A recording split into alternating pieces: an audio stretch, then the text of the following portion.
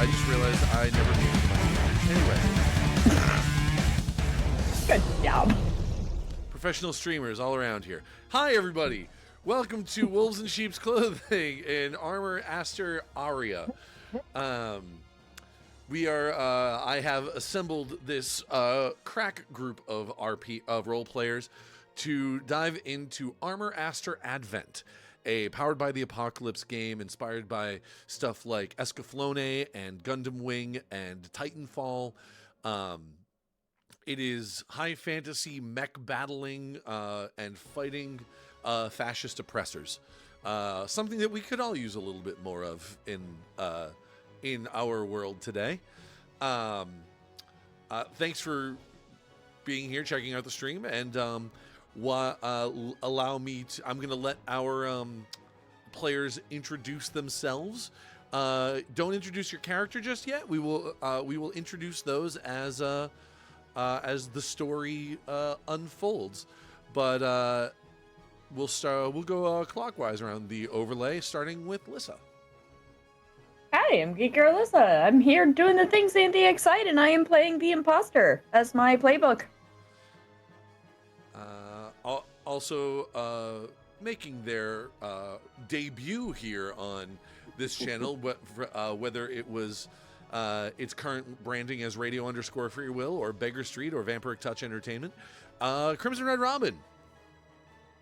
Hello, everyone. I am Crimson Red Robin, and I will be the witch for this book. All right. So glad to be here. And Abby. Hi, I am Gil Girl Productions, and I will be playing the Arcanist. And Nick. Hey. How you doing? Yep. That is a Nick introduction. And last Correct. but certainly not least, Zoop. I am Zoop or Zoop Machine or Cypria, whatever you want to call me. Just don't call me late to the spaceship to take off of Earth. I'm playing the Artificer. All right. So if you're familiar with Powered by the Apocalypse games, then you'll know how this works. And it's clearly done by vibing out to whatever music is playing on Lissa's headphones. Sorry, I've got my own. It's more from KDA. It's all right. I've got my own music going right here, and everybody at home can hear it playing. It is currently music provided by our good friend of the channel and several of the creators in this chat, Arcane Anthems. Fantastic content creator. Go check him out. He makes music for your games that he's even cool enough to let you use on stream. So big shout out. I use him all the time for my D&D players. Oh yeah, it's and you are not the only one. It's always rockin' music. I have. It works so well. There have been. I even have some of the parodies in the VTT, and they love it. I have been to so many Twitch streams that have, that have had music in the background. I'm like, wait a second, I know that music. That's Wes. It's but yeah. So go check him out. That's Wes the best. Yep, you can. He's on Spotify. He's on all the social medias. Great dude. Also, this game is on all the social medias too. This is a huge shout out to Weregazelle. Credited name. I know it's on the cover, and I can't remember it off the top of my head. Hold on, it's Briar Sovereign. Briar Sovereign. Huge shout out to them for making this game. We have had a lot of fun diving in, sort of making our own little fascist authority and rebellion to fight your against own it. fascist authority. Yeah, that's Your own fascism. you get to dress him up, put him in a suit. Build a fascism. Everybody Build a fascist. Everybody needs oppressors to fight against, and we are given a unlike the real world, we had a vacuum to fill in that department, and so on that note, let's set the scene of this world a little bit. Welcome to the world of Haral. Haral is a world not unlike our own.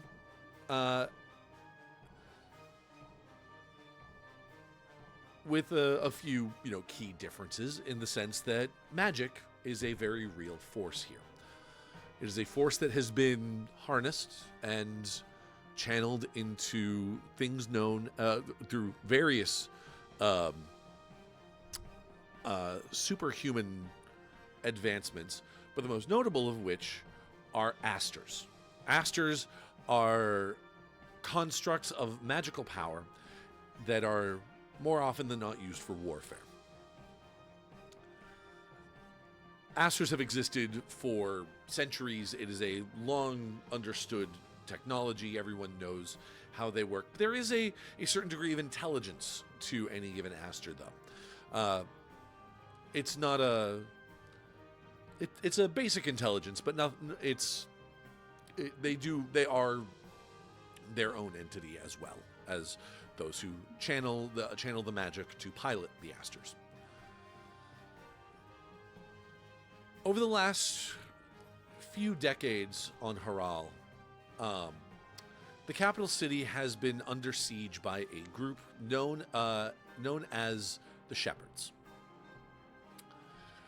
The Shepherds exist as a... They believe they are here to protect the people. Protecting the people is their first and foremost concern. However, their form of protection is draconian, shall we say, if you'll pardon the pun away from our player who happens to be named, whose character names to be Draco. Strict authoritarians and oppressors of the highest degree. They seek to stamp out anything that differs from their definition of the norm. This has led over the years to no small amount of grumbling from the people. There are people that are happy to, give up a little bit of autonomy for the sake of safety. But then there are those that refuse. And the Shepherds have been rather vocal about this, about these groups, referring to them en masse as wolves in sheep's clothing.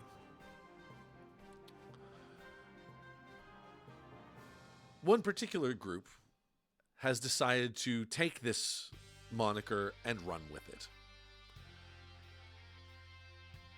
calling themselves the Wolves. They have formed a resistance.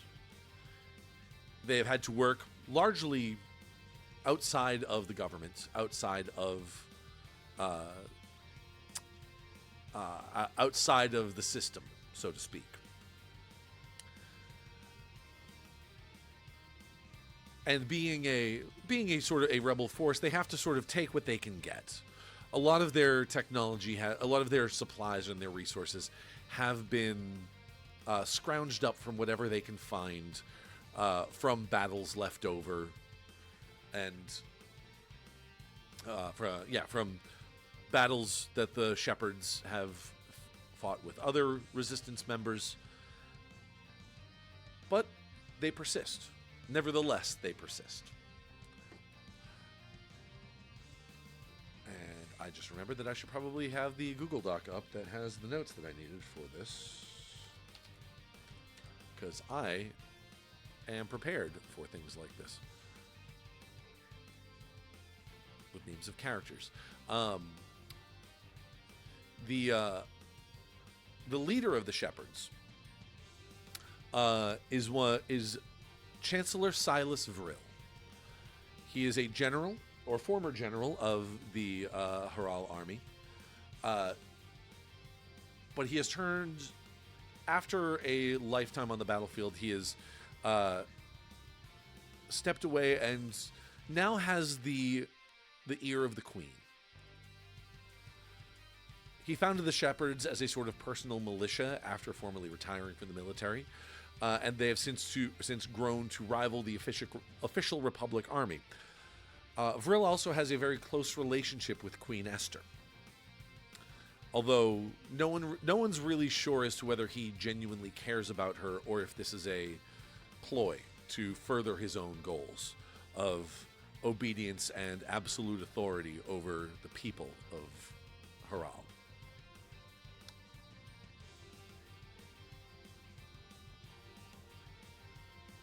Now, the wolves are they operate in secret, but they do have a number of factions out in the world that do operate reasonably independently of each other.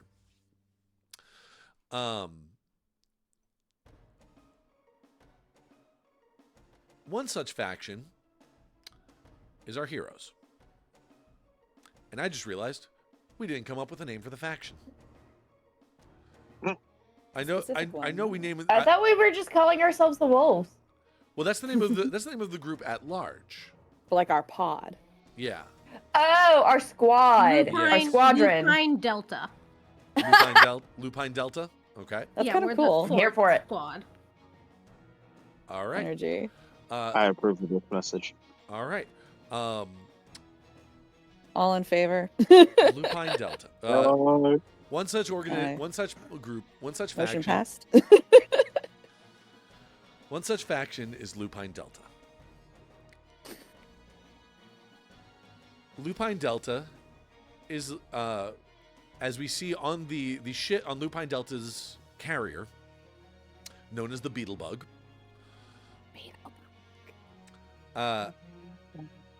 We find he has a last name. Where is it? Captain Cohran Emeris.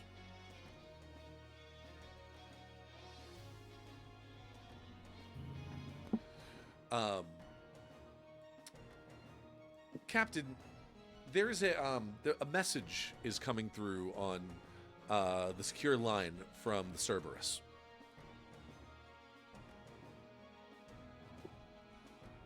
The Cerberus being the triumvirate head of the wolves.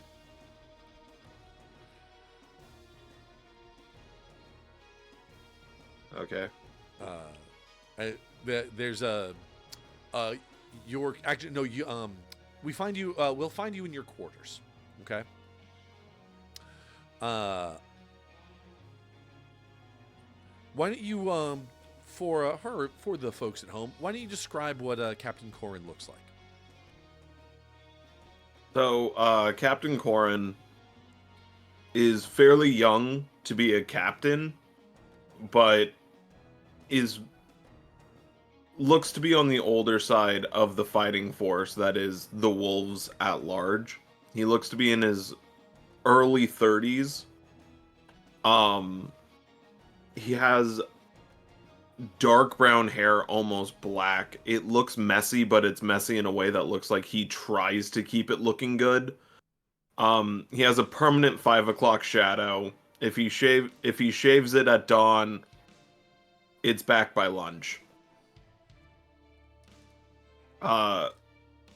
He's wearing very almost like a pilot's jumpsuit with a captain's coat over it. There's a name tag on it that does say Emeris on it. Right underneath his coat, it looks like there's some sort of sidearm kind of hiding just out of sight.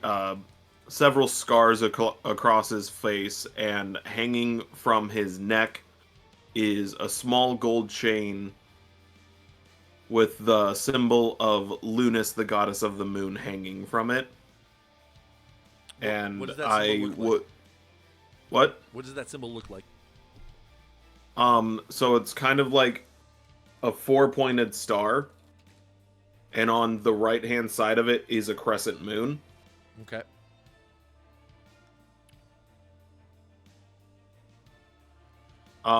And as this message comes in, I would imagine he would be standing in front of the window in his quarters that looks out over the front of his carrier.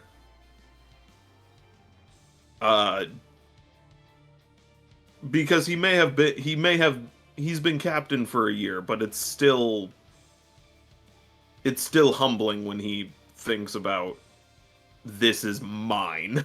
Sure. And as soon as he hears the message coming through, he would walk over to his personal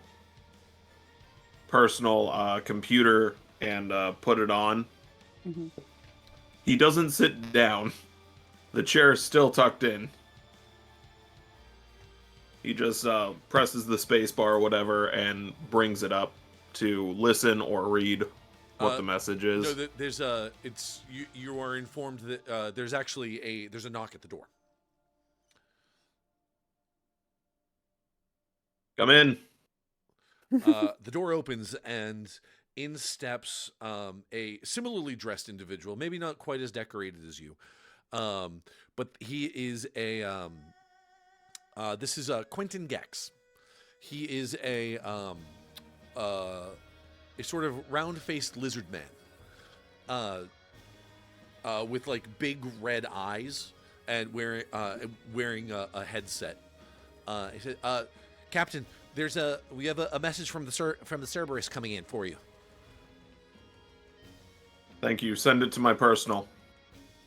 Aye. And after he says "I," his tongue kind of darts up and licks his eye. He's a Very gecko person. It's what he does. Very gecko. Precious man. So he heads out and after a moment the computer sort of flickers on with it's sort of a 3-part camera, or 3 camera frames with each member of the Cerberus in it. Captain Cohran. Assembly. We have received a message from one of our scouts. There seems to be an authority. The Shepherds seem to have set up some kind of project that's being kept under very tight wraps in the city of Narfi nearby, near your location. We need you to go find out what it is they're building and see what you can do about it. If you can recover it, that would be great. They're pretty far out from the capital city, so it's entirely possible that defenses will be minimal, or at least won't be able to stand up to an Astir attack. But we would, if you can slow them down. If they're keeping it this secret, then odds are it's not going to be good news for us. Unless we can take it, then it's going to be very good news for us. I'll see what can be done. Can we send you the coordinates? Send them now. All right, on their way. Godspeed, Captain. May Lunas guide us. And the screen flickers off.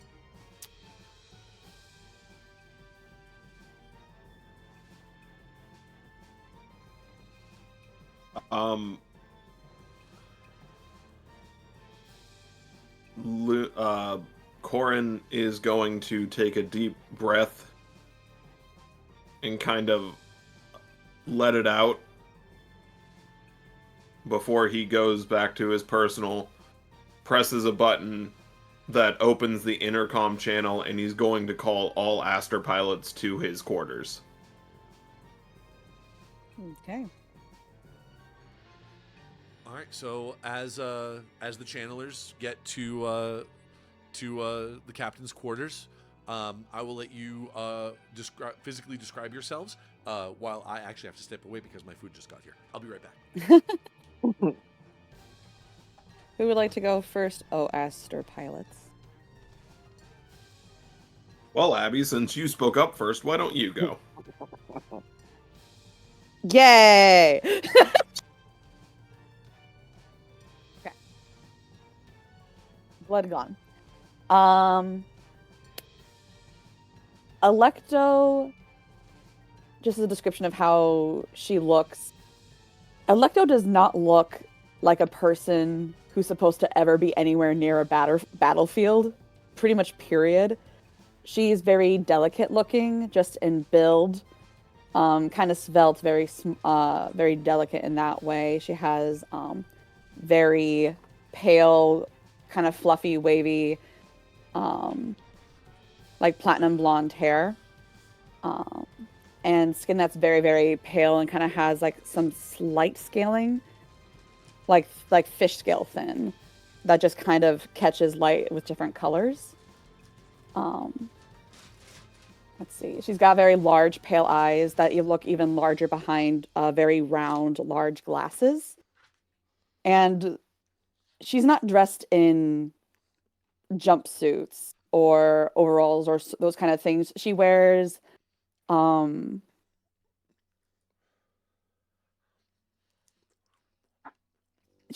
like colorful robes and kind of capelets over like academic style clothing to a degree. Kind of it's kind of Hal Pendragon coded, where it's like, oh yeah, it's a very simple outfit, but then like a very loud kind of overcoat or a robe or something that's dangling. So she's got like red and purple going on. And as she's walking, she probably has one of her books in hands, just kind of like reading, but also kind of like glancing up to make sure that she doesn't run into anything. And has a small little mote of light that just kind of hovers near her shoulder. And that is Electo. Walks very purposefully. Quick little steps, very purposefully, very like punctual. Who's next? Who's walking with me?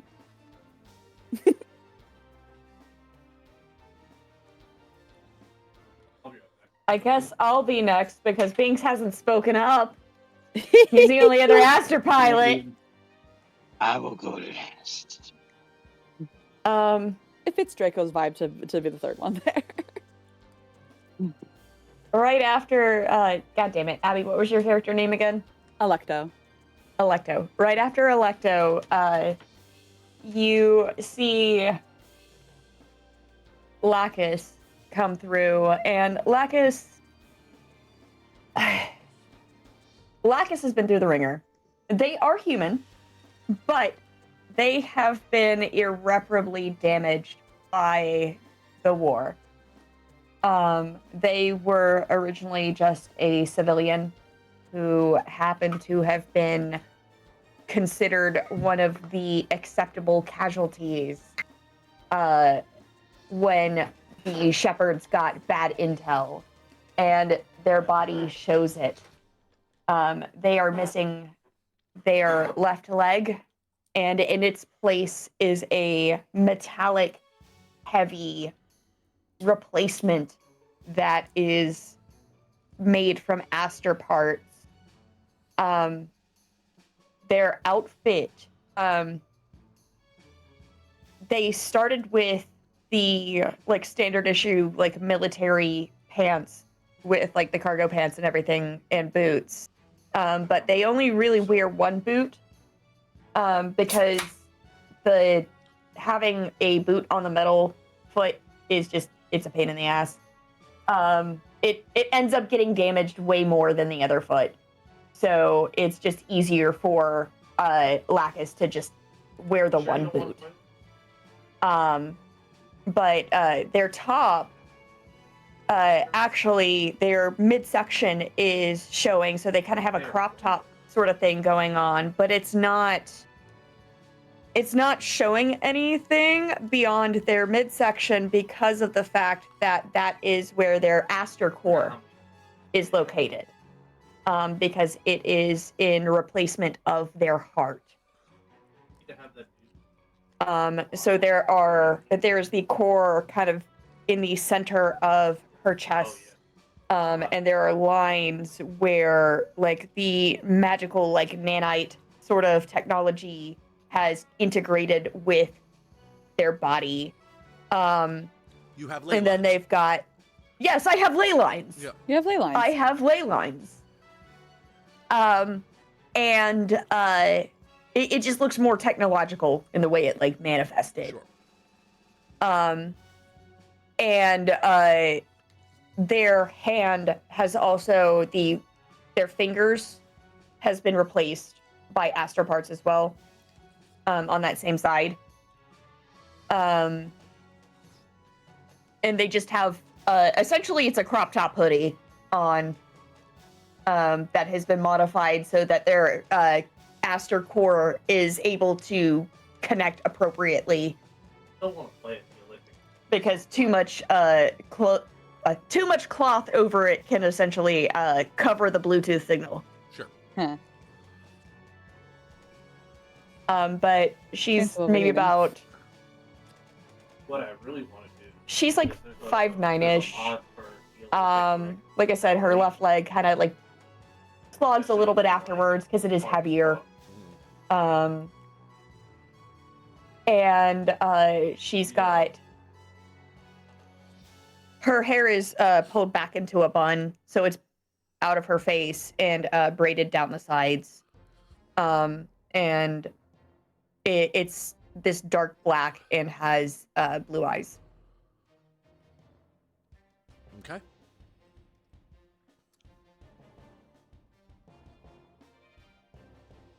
So I Great. guess I'll be You're the only Astir pilot left. Let's go. Draco.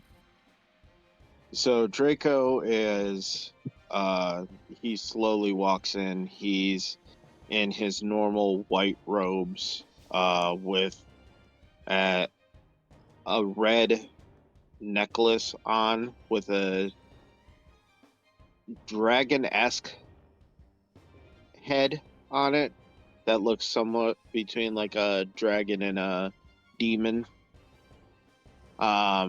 He is a dragon goat man. He's got his white beard. He's got the small hair on top of his head with his horns protruding out of the sides. He's roughly about 6'7", 6'8". He's a pretty tall man. Sure.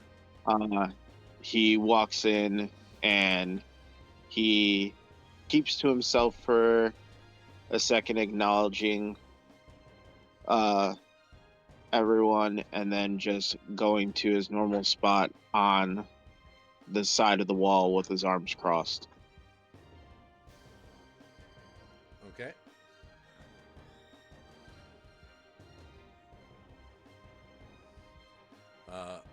Captain, your pilots have assembled.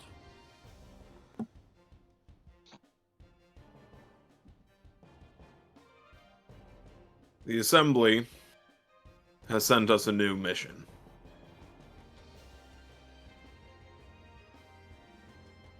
Are any of you familiar with the city of Will? What was the city name again? Narfi. Harvey. Narfi. Passed through it a few times, but not really that much. Not particularly familiar. Not in going on there? particular. The Assembly believes that the Shepherds are developing a new... Excuse me, Something. Rabine says you guys had a mission there at one point? Yes, Okay. we did. Do you have any more information, Captain? I am giving it.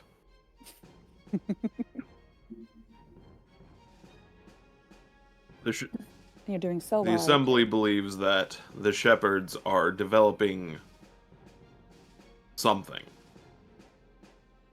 A weapon, something less dastardly. Let's face it, it's probably a weapon. They are so painfully good at making those. Hey, we're fucking hanging. Keeping them bit more variable.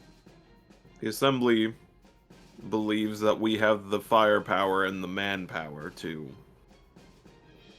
infiltrate and acquire or dispose of whatever this is.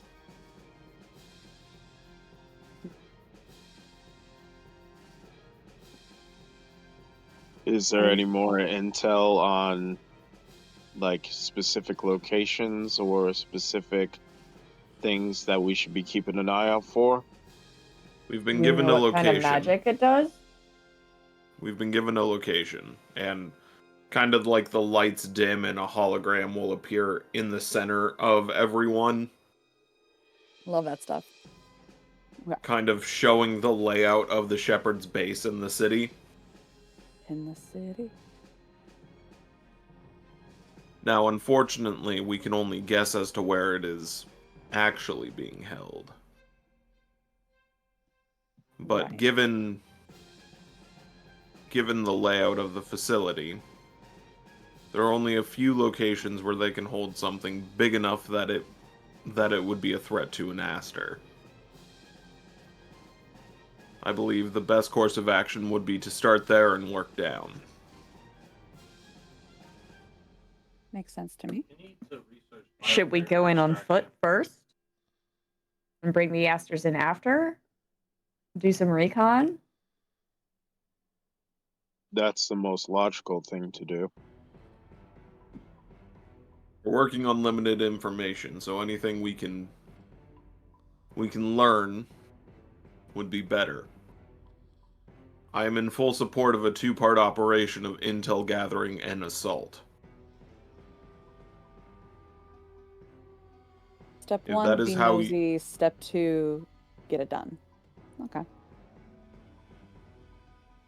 If that is how you wish to proceed with this mission, leave the assembly to me.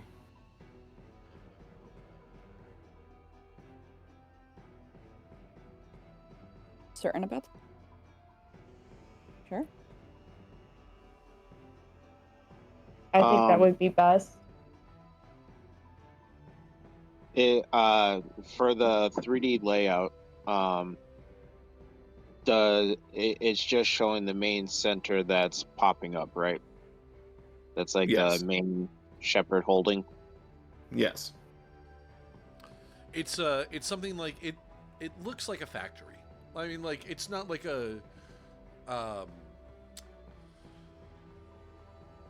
it has like the shepherd's markings on it, which is a the shepherd's symbol. It's a shield on which is a pair of crossed shepherd's crooks and a sword pointing down behind it. Hi. Does it appear to have like any other like alternate entrances or anything along the building sides? The city is. I will point. I will also say that the city is walled. It's it is a there is this isn't just a factory out in the middle of nowhere. It is in the middle of a city. With a with residential districts and commercial districts and everything like that, but it does seem to have been sort of built around the factory. Like the city is probably there to house the people that work at the factory. Right. How big is it? Is it like village size, town size, city size? Town size. Town size? Okay. Yeah.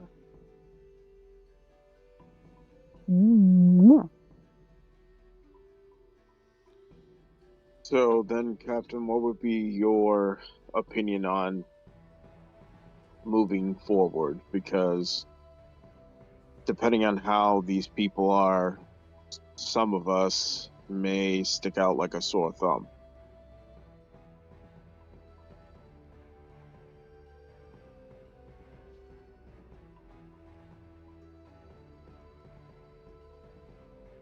Not gonna lie, I'm not the best person to talk. I'm better at beating shit.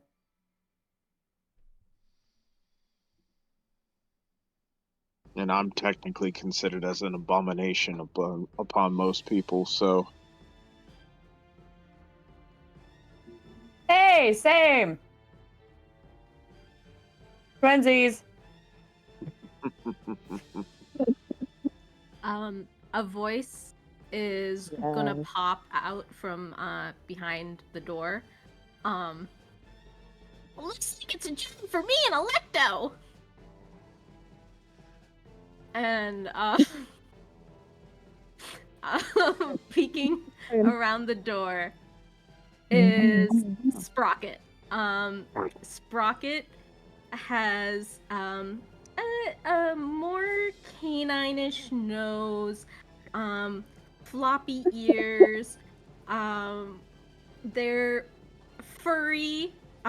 It's like a green and orange. It's like a calico pattern, except it's green and orange. Sprocket is wearing these giant goggles, like fat ass goggles, lens. over their eyes. And they're also wearing a little pair of overalls that is just like, it is brimming with all sorts of different tools and stuff. Sprocket is about 3 feet tall, and there is a tail you can see slinked out around, and Sprocket's paw hands are Sprocket's paw hands are twitching a little nervously, and their Are they little paw hands in the way of feet. like a raccoon? Yes. Okay. I was trying to get a better picture in my head of what that meant. But now I And understand. like their paw feet are in cute little combat boots that were That's so clearly cute. made. One, I love specifically. Sprocket. Two, Abby, I could definitely tell the cat was on your mic. Yeah. Oh, could you hear him? I'm so sorry. I thought that he was sitting on it enough that you couldn't You hear were it. underwater. Yeah. Yeah, you sounded underwater. My apologies. You suddenly were doing your Kenny impression, Abby. I don't know what that means. South Park. Yeah. I still don't know knew what that I knew means. Kenny was a South Park reference, but don't know what that means. But No, yeah, the for cat me was and sitting there. Electo. Rocket, good of you to join us. I wasn't eavesdropping. I don't know what you're talking about. No one does, I'm sure.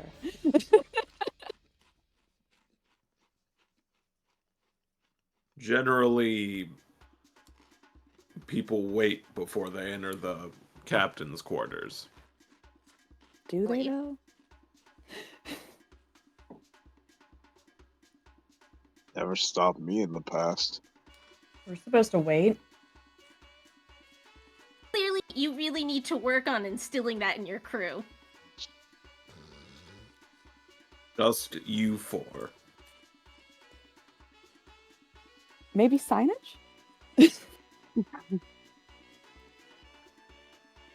All passes. Whip one up. Ah, yes, we're already on our shit. Good, good. You have to Glorious. start off strong. Establish dominance.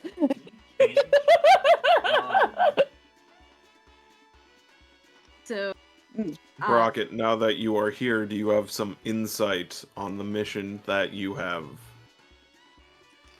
it's he's too ugly to go out, and it sounds like That's so good. You may want to watch your next sentence very carefully on that one. and it sounds like they are made out of too many Astir parts to go out. So I think it should be Electo and I on a recon mission. I'll build another. Makes sense to me. I agree, that does sound like the most logical option. Neither of you would stick out too much, and both of you are unknown to the city. Pulls out from behind them an All towns love overcoat. tourists. Still 3 feet tall, but they pull this overcoat on and hide their ears. Teeny tiny. like a black and white movie detective kind of overcoat. The shoulder pops. All I'm thinking of, have you guys seen the old, like, Mad Comics, Spy versus Spy comics? Mhm. Yeah. I'm thinking Spy versus Spy, Sprocket Edition. As it should be. So, I will point out that Lacus, you could probably join them too if you don't mind hiding your more mechanical cover parts. up. Yeah. It's more that Lacus is just not very talky. Like Lacus probably could, but like above board things, I have a 0 in talk. Okay. So Lacus knows where their strength is, and that tends to be with beating people up and not with talking to them. Same. Okay. Well, It's not necessarily that Lacus has anything against talking to people. It's just they know they're not necessarily the one most qualified for this job. Oh, what? well, is this so? Are we about to go on a sortie? Mm-hmm. Wow. Just checking out the place is a sortie, right? Like, Yes. This is it's gonna be a recon mission, and this is a sortie. okay, awesome. Wow. So I'm gonna use it's a prototype. Oh Lord, okay. Start or, off strong, let's go. Once per sortie, you may reveal what prototype upgrade you've made to an Astir that you reasonably had access to recently. When you do so, choose 2. You didn't have to disassemble anything else for parts. Your invention doesn't draw unwanted attention to you. The upgrade burns out at the end of the sortie rather than one use, and using the upgrade isn't dangerous in any way. So I'm gonna pick your your invention doesn't draw unwanted attention to you, and the upgrade burns out at the end of the sortie rather than one use. Notice I have not chosen the upgrade isn't dangerous in any way. Right. And Dangerous, but it won't burn out. it is a cloaking device for Nifty. Alecto's Astir. Okay. So that we can do Oh, like a scout we can park the mission. invisible car. Yes. I love that. Park the invisible car. Can your Astir fly? Because then we can do like a flyover. All Astors. All can Astors fly. Mhm. Okay, so we can do a flyover and look Exactly. for appropriately sized buildings. Appropriately sketchy factory. And I am Also, Okay. now knowing that Zoop has that, that probably could only be applied to one Astir, so it's a good thing that Lacus didn't come. Mhm. then but it could be underground, right? We don't know how deep it is. If it's in the main part of the factory or if it's lower. Okay. Give me a second. The deeper in the And- earth, the more secretive the weapon. Sprocket disappears and you hear clanging and banging from the hangar. And when Sprocket comes back, they have jury rigged Oh gosh. what is it called? Not a heat detector, but like a sonar thing that we can point downwards to see like what's in the ground. So I get to roll a no roll. Okay. Cool. So that is a 4 plus 3. That's a 7. So I can choose 2. And out of my Okay. options are, it fits the purpose you had in mind. It stops working after hours, not minutes. It doesn't explode when it stops working. And it doesn't look like garbage stuck together. And These are great options. I love. I love this. I movie love how already. you get to choose 2. I'm Of all going those to choose... 4. It fits the purpose you had in mind. Okay. And it doesn't explode when it stops working. Which means No that detonation. but that means that it only works for minutes. Yeah, So you only we get a have quick to- snapshot. We have to narrow down our location before. Right. We You can have to be use pretty certain and then take that snapshot down into the earth. Yeah. Okay. Okay. Once Brilliant. you locate the device, call back to the beetle. We can launch Draco and Locus, and maybe the beetle can give them a little bit of a surprise as well. Makes sense to me. Just remembering what our carrier looks like. This giant Looks like ass stag elephant beetle, right? bug. Elephant Yeah. bug. I mean, stag beetles and A elephant beetles beetlebug. look very similar anyway, so it's... Yeah, one just has like a. It's more like a point instead of the little horn. Right. I feel like it's one of those things where the general shape is of the beetle. It wasn't designed to look like a beetle. No, yeah. You just see it moving, you're like, bug. It does take off the overcoat and does put on like a bomber jacket and a pair of like air goggles so that when it's time they will like climb up onto the shoulder of Electo's How many Astir. sets of overwear do you have on your person? Sprocket, can you ask before you take my jackets? Just swimming in this bomber jacket. Emotional damage. I'll think about it. I mean, yes, Captain.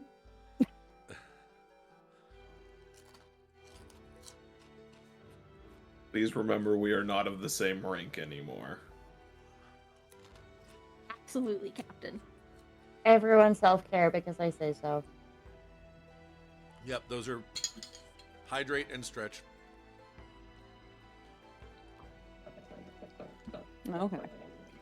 I mean, you can't fight those facts. Lissa said so. Like, you can't fight that. Yep. Well, when what the audience says goes, you know. It's... My ribs. I mean, I'm compliant. No!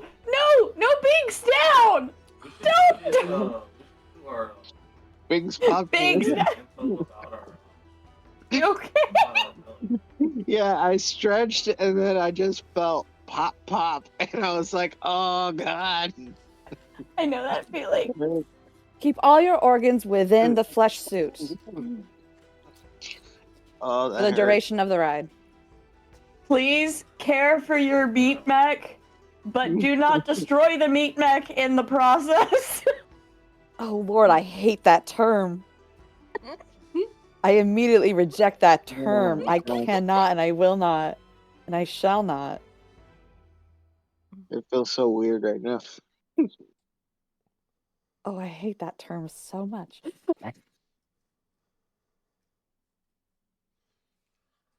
Did you know? It was a joke about skeletons in closets and how all of our bodies have skeletons. Let's move on.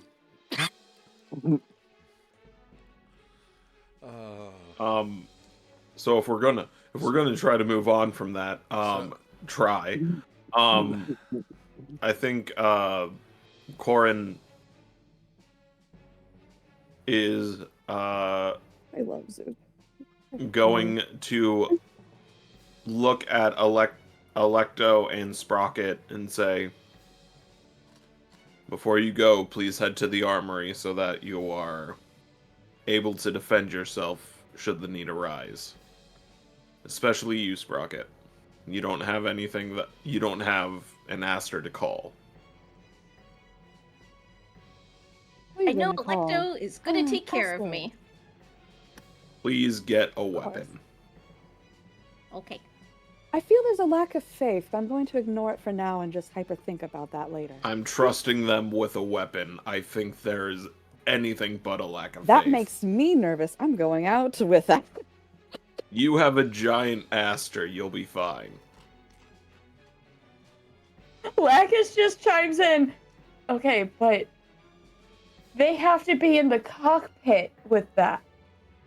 You are all members of the Wolves. You have all gone through basic training. You all know how to use them. My My guy, they Wicked Witch of the Easted me. And it turned out great. Picture of vitality and health. Oh, he wants to So spry, so youthful. You're still breathing, What? aren't It's you? so hard to stay in character, and it's so hard. Is the glowing skin radiation or health? Who's to say? Don't ask Yes. questions. And please You do don't not call wanna me know. Locus. Please do not call me my guy. Please call me Captain. Someone else's guy. Yeah, we're in your quarters. It's Okay. fine. So for my artificer tools, I will take a heavy wrench Okay. Heavy wrench. and alchemical gel. All right. So What's I think alchemical I gel? think what we're gonna do, because it sounds like everybody is going to be doing some Weird preparation stuff. Now we're gonna get into some of the mechanics of this game.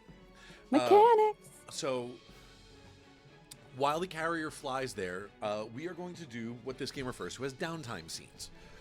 Basically, we have some time to, whether you have any official business to do, or if you just want to interact with another character or something like that. This is the time to do it. I'm going to read directly from the book, folks. I highly recommend you go to itch.io. Hold on, I had the website up here just a second ago. Where did it go?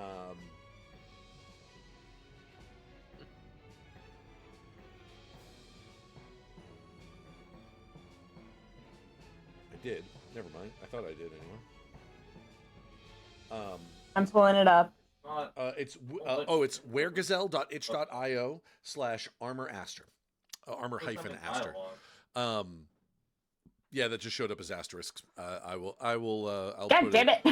I will put it in the chat in a moment here. Excuse me. I highly recommend you go check out the book. It is, if I'm not mistaken, it is currently, it's only $15 over on itch, and they are in the middle of a Kickstarter for a physical print run, which, hold on, what were we looking at? Which has already been On funded. the website, they also have the demo that you can download for free. Yep, you get a free demo. You can buy it for $15, or you can back the. Actually, no, is it over? Hold on.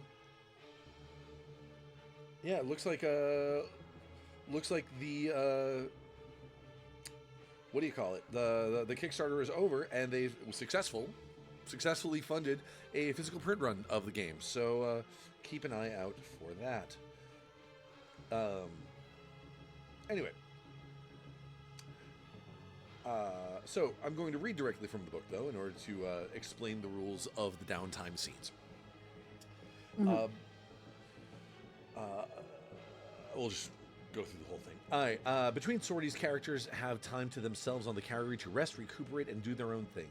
This is referred to as downtime, and during it, downtime scenes are played out, each focused on a different location on your carrier. Downtime scenes are similar to conflict scenes, but each is led by a single player who may invite others into it. Downtime scenes don't need to be elaborate or long. They can be as simple as describing some actions you take. They may continue to invite other characters into the scene as it plays out. Other players may force a character into the scene at the cost of one of their tokens. Each player gets to lead a scene each, and also gets 2 tokens to spend during any player's scenes for further benefits. The director also takes 1 token. I'm the director. Hi, director. Per other player. When they spend theirs, they may refocus the scene for a moment and spend them on behalf of the authority to show members of it having their own downtime, imposing the opposite of an options benefit onto players where appropriate. Additionally, you may choose to frame your scene as a failure and not take the benefit described. If you do so, you may choose another player to gain an extra token for this downtime. So we have command deck or briefing room, social space or private quarters. Fade, the leading player describes somewhere on the carrier nearby that they pass the time, gaining a point of spotlight. Spotlight is what they call an experience points here. Like any Powered by the Apocalypse game, anytime you roll a failure, you're going to gain a point of spotlight. And when you hit 6 spotlight, you get an advancement.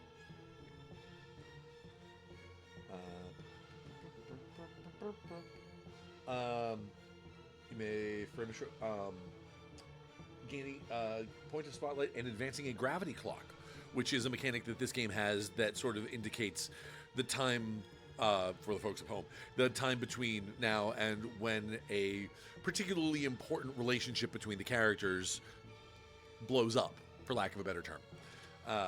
That blow up may be a good thing, maybe a bad thing. It's up to whatever is dramatically appropriate at the time. Then we also have infirmary or hangar, hallways or listening post, somewhere nearby, and workshop or lab.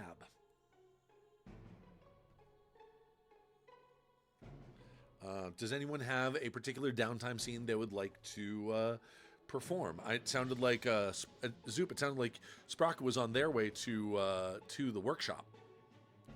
Oh yeah, so I can do my jury rigging to make a thingamabobber during a downtime scene. Okay. Ooh. So the I workshop. feel like Locus would also be in that workshop area because that's where the Astirs are, right? Right. Okay, then yeah, Locus would. I think no, that the Astirs are in the hangar.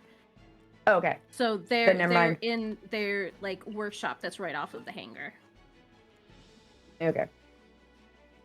So I'm nearby, but not in that particular room then. So that means Zoop, you are going to be the leading player in the workshop scene. It says the leading player straps on their protective gear or not and gets to work on something.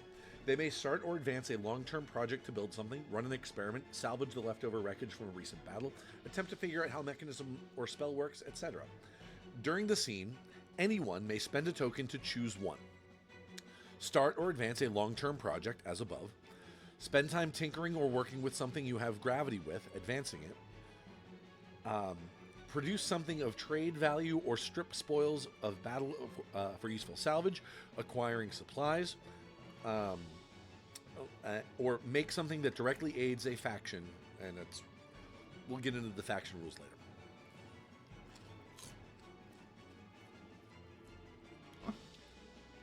I don't know. Whatever you said just didn't come through the mic.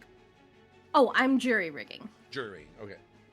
So, I'm using my additional move jury rigging. oh, okay. Ooh. That I had rolled before. So I'm putting it together. And Electo will you join me in the workshop? 100%. Oh shit. Okay. All right. So if we take this and we hook it up to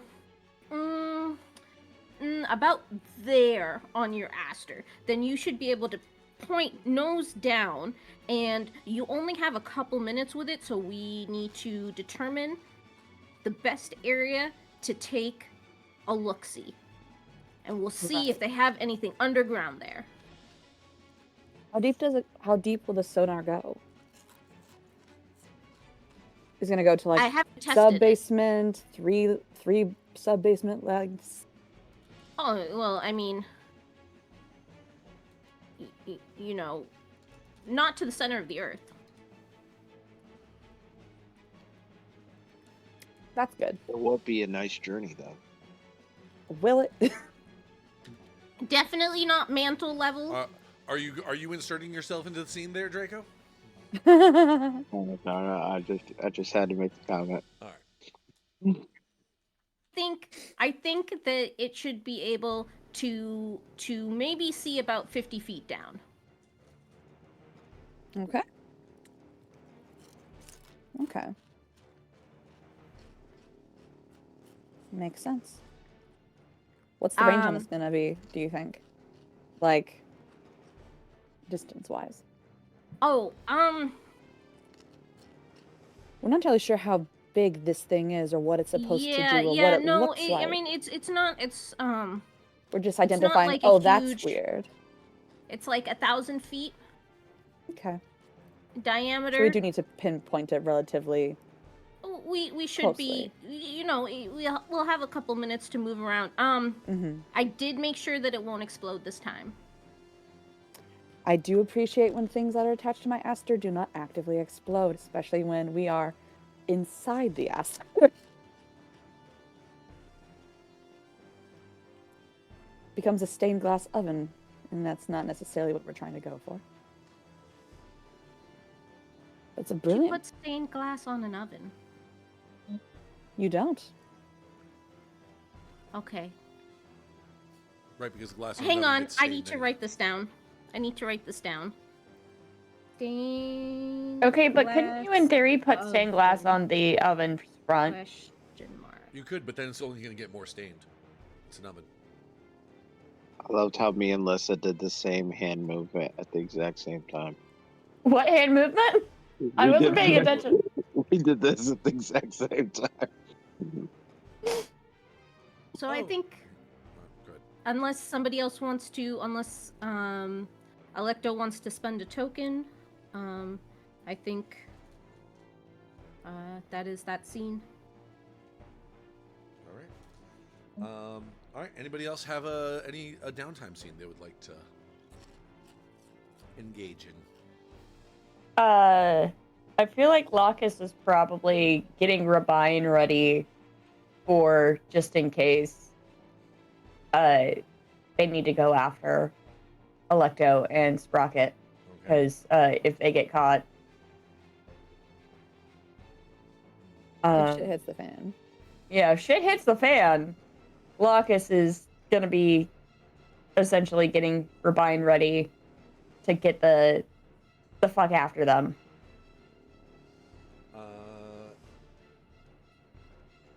Okay, so that's that's going to be in the hangar. Yeah. Okay.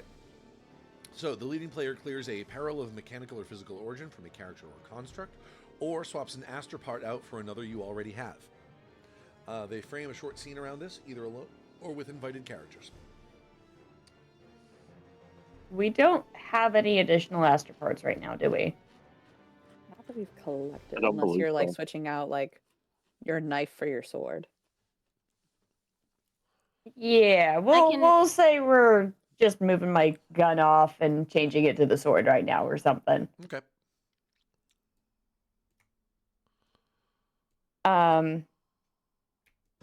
And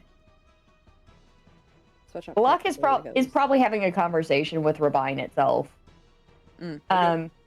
Now, if anyone wanders in, Locus is entirely silent. Mhm.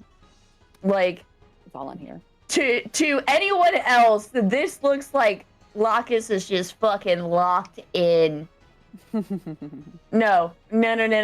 Rabine is like, hey, can you oil my knee? Like, it's getting creaky. Like, man. I can tell it's raining. My knee. I can tell it's gonna rain soon. My knee is creaky. There's a little bit of rust there. You missed it. Lissa, why you have to call me out right now? Like, All right. So so while you're working on this, you're talking to Rabine. Alright, here. Where are you Mhm. at? Okay. Oh, wait. I think we take over. Good afternoon, Lacus. Good afternoon, Rabine. We are going to, what was the town name again? Narfi. Narfi. Darf. Yep. We are in the Spelled process. just like that too. Narfi. Narfi. Glorious. I would expect nothing less. Glorious. We are getting ready to sortie to Narfi, Rabine. Just in case, I'm getting you ready. Then we should take over. Roger that. Is this a solo mission or?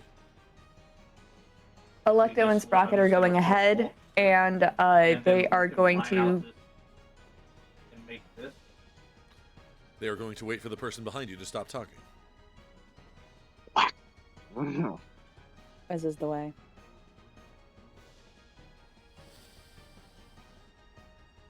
Sometimes real life steps in. Ayo. What was I in the process of saying? Talking to Rabine. Rabine asked you if it's a solo mission.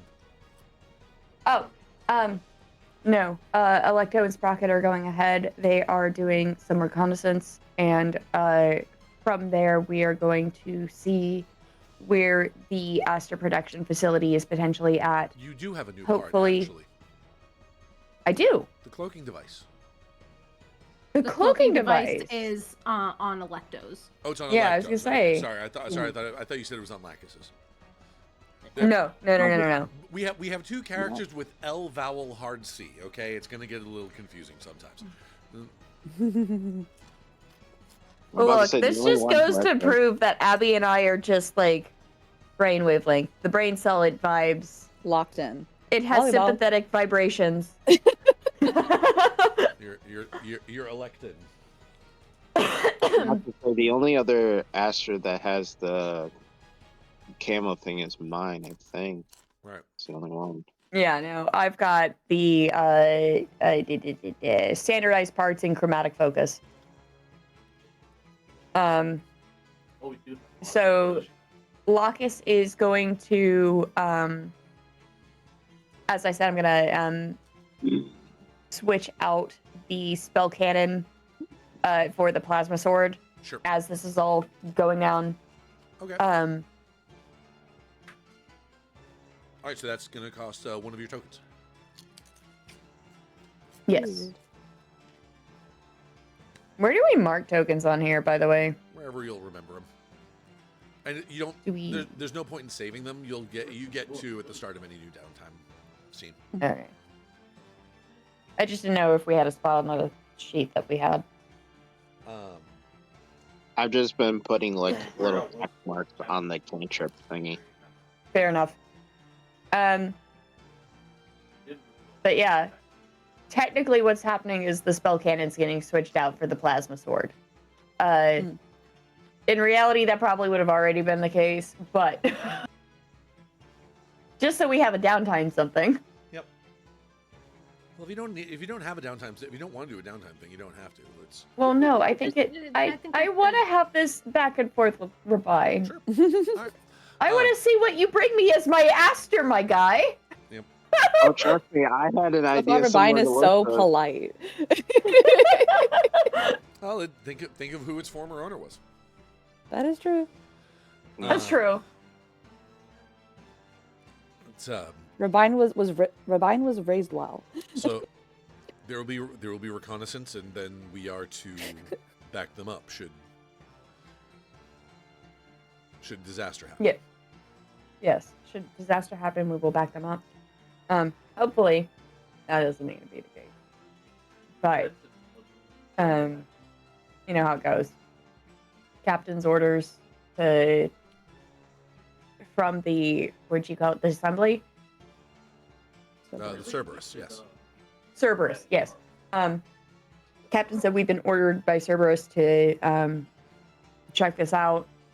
I don't fucking trust it. I think we're going to get into things and have to fight. So I'd much rather just have you ready and not need you. You know.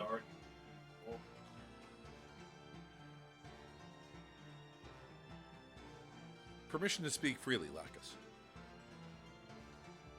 Permission granted, Rabine. I'm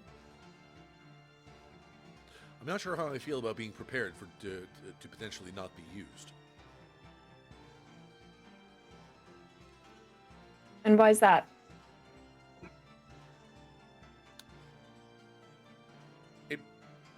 It gives a feeling similar to. I believe the humans have a phrase for it. It's blue spheres. I actually don't know what that means, and I have heard some of the men soldiers say that when if I hate it so much. But come on, I thought you would have caught that right away. It's just your kind of humor, Lissa. I would like to the point out, autism hit at just the right moment, guys. Just like, oh, it was so good. It was so choice, delicious. I would like to point out everyone else on the overlay is sitting here going like there's face palms, there's giggles, and the only one, Lissa, is the only one just like, I don't know what you're. What are you I talking don't get about? it. Blue spears. Processing. And then Eureka. Oh! So tragic. So tragic. So sad. It takes Lacus a second and they start laughing. Just anyone else that's watching out of nowhere, Lacus just rolls over, fucking doubled over, laughing their ass off. Blue balls, Rabine. Blue balls. Yes. What? Where do the balls come from? Good question. You see, when a mommy and a daddy love each other very much. Oh, it's anatomical. Yes. Good. And then it gets interrupted halfway through. The Lord. cat has zoomies, and it just ruins the mood. Oh, it is. Oh my gosh. Anyway, That was beautifully done. Very good. Very excellent. Horrid, terrible, awful. while So I good. do wish for a peaceful and successful sortie, given the amount of preparation work you are putting into the chassis, I do hope I'm able to be of use sooner than later.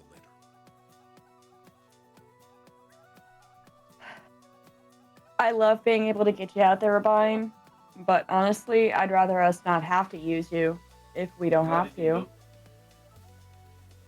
because it means that we failed somewhere along the way and didn't de-escalate first.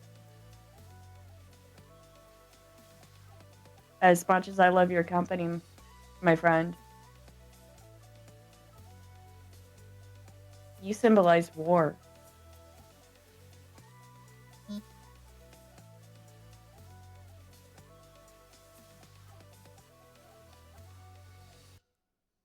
I'm aware of what I symbolize.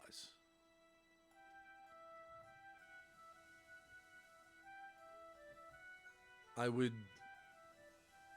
will take this moment to remind you that of what you symbolize.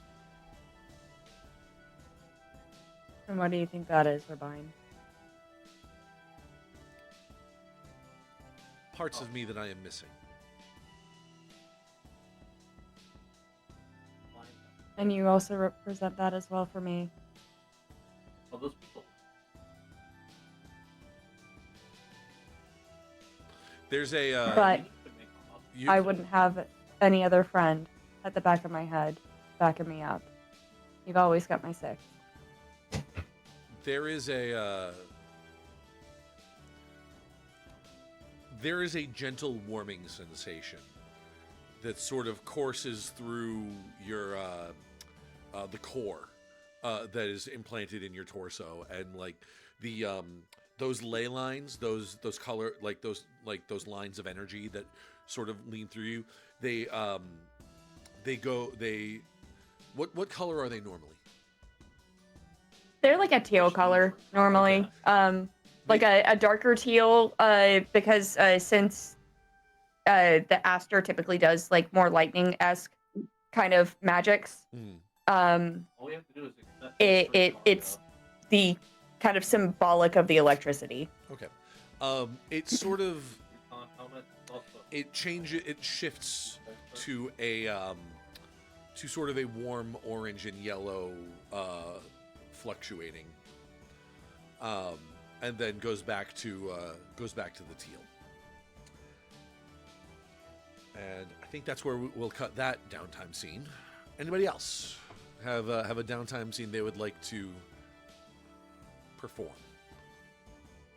I think Draco would go into his personal quarters and have a conversation with his patron. Okay. Ooh-ah.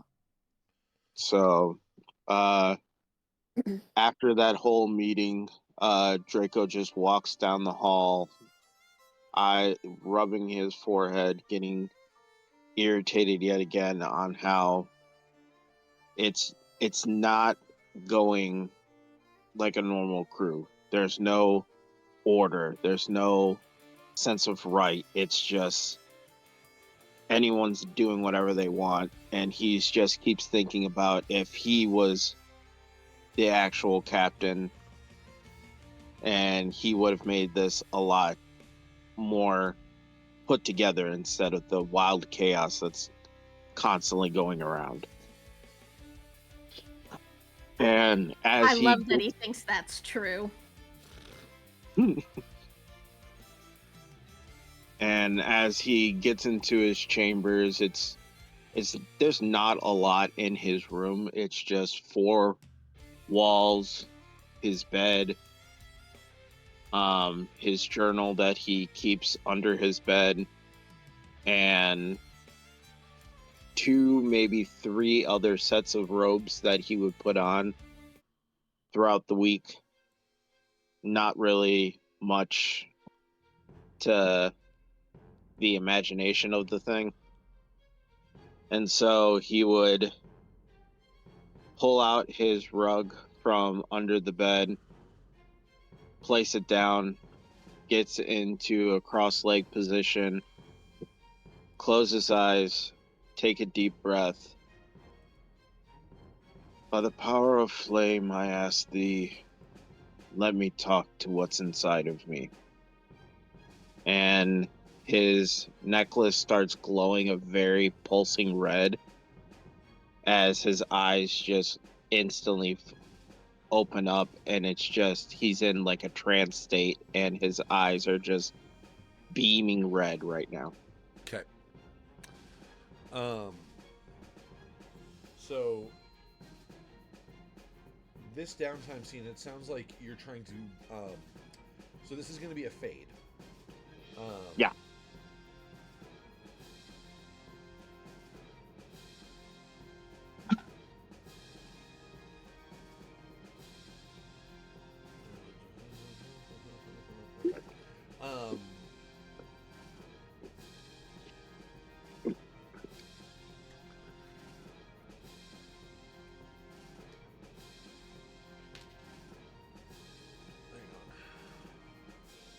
Sorry, you folks at home.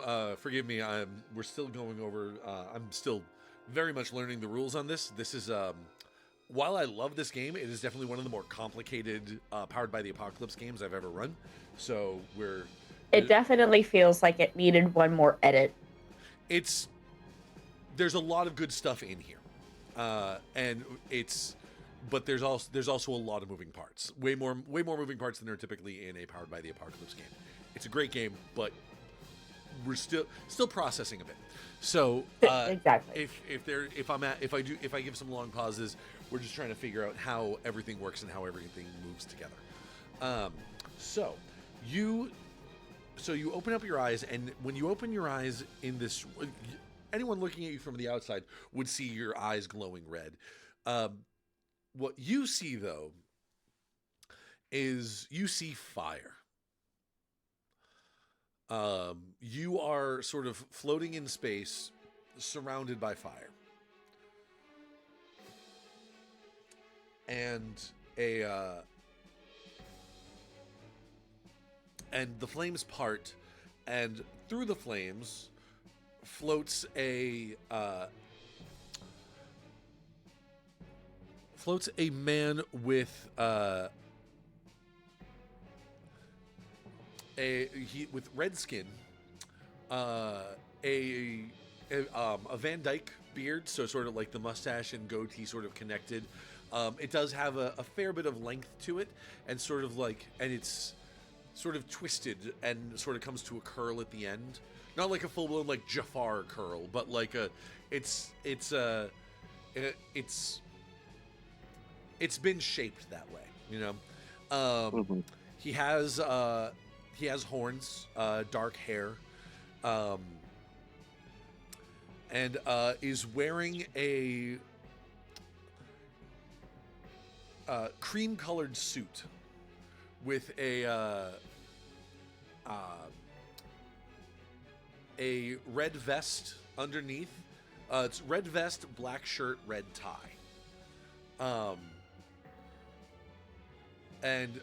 For character design, imagine if you've ever played any of the Monster Prom games, Damien. But he does not act like Damien. He doesn't. Oh, I get it. Yeah. Have to look it up. So yes, he floats through and Draco. To what do I owe the pleasure? Well, it seems that our fair captain is still learning how to handle this merry band of misfits we have. And I'm trying to be more accepting to his decisions, but it feels like there is no lead, if you get my drift.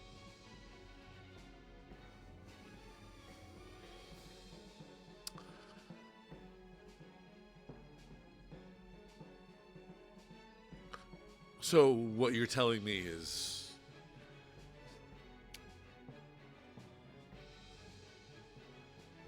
you want to be boss. You want to be the captain.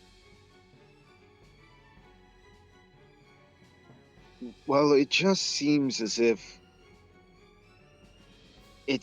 you got to think logical with these situations. You got to have a plan beforehand. Make sure that you have each step accordingly. Not just let's just see what happens situation.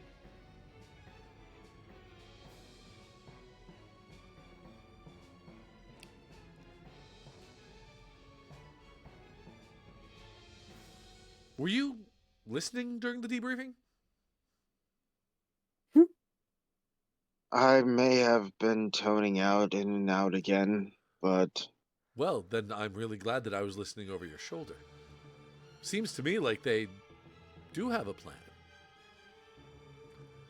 Reconnaissance, gathering information, and then I would imagine using that information to either enact some kind of tactical strike and deal a blow against your foe.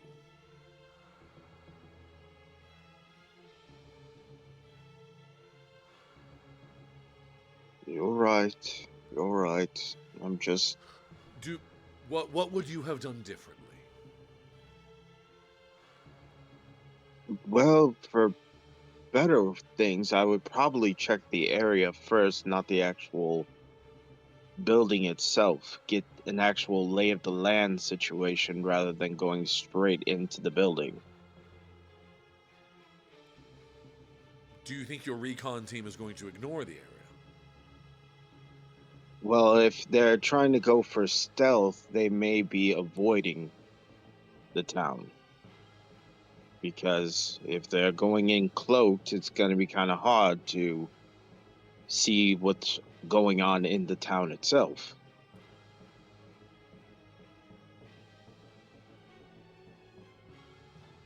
They will be cloaked. And that's what they made it sound as, yes. Will the town be cloaked? No. Then they should be able to see just fine. Or wait, does the cloaking blind the cloaky? Well, I'm not sure on that one. I've only used the cloaking tech on my own. Does your cloaking After- tech blind you? No.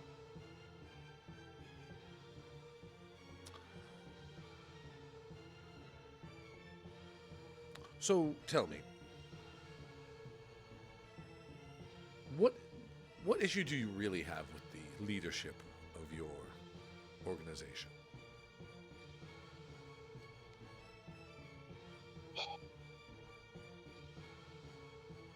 I think, in all honesty, I would have picked someone with more skill instead of some newbie.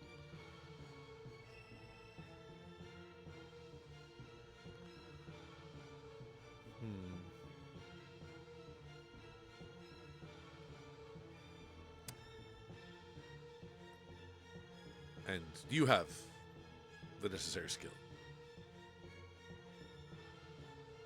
Well, I've been traveling the world this whole time trying to figure out how these people are, how life is, but at the same time having to deal with being called this abomination. And yes, I'm. It's why I'm helping you. It's why you asked for my help in the first place.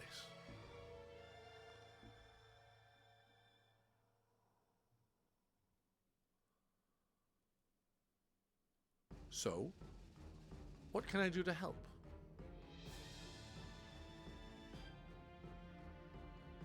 Maybe I just need a better perspective on things.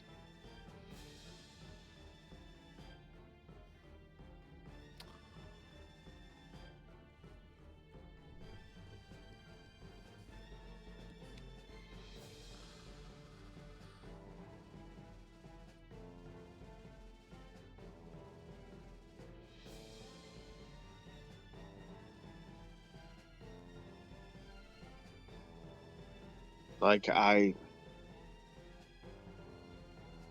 it's hard to communicate with people. The only other people that I've talked to besides you was the priest at the temple and the few mere people that I've decided to chit chat along the ship along the way. So, and if I recall correctly, you joined the Wolves in order to better understand people. Yes. And it's brought you no insight thus far. It's just hard to connect. Like, I don't know how normal people connect.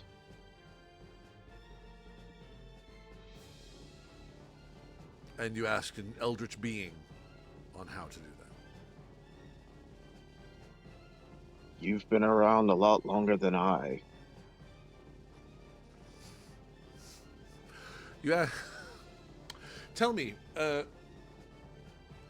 you had any good conversations with ants lately? No. So why would you ask me about people?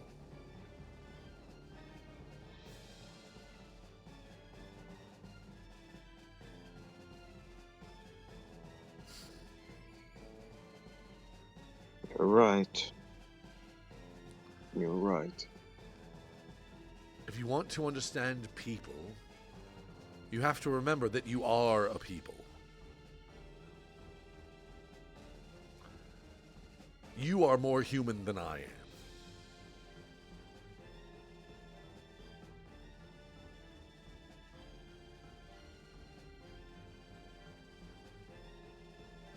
And by the way, if your crew thought you an abomination, you wouldn't be part of the crew.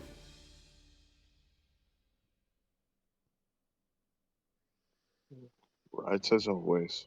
Right as always.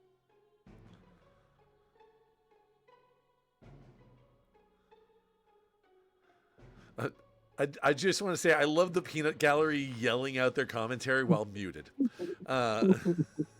That's why I'm looking to the side. I'm trying to avoid and not break character because I see Lissa in the corner of my eye. Because she's literally right to the left of Abby and me. I have had an entire conversation while muted, guys. We have to be muted or else you can't hear the conversation. So we have to teleconnect to our brains and go like, are you listening to this? I think we're being very good. Yes. We're trying to be so well behaved. Oh, like I love it. I love We are it. following proper protocol and allowing you to speak, but also we have We have thoughts and feelings that are also valid. We have thoughts and feelings that are also valid. The Anyway. popcorn be popping, the conversation be flowing. We have tea back here, damn it. Anyway,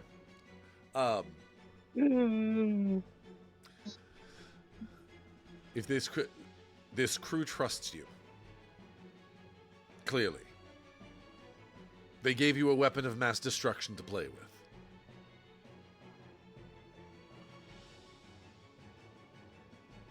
That is true, yes.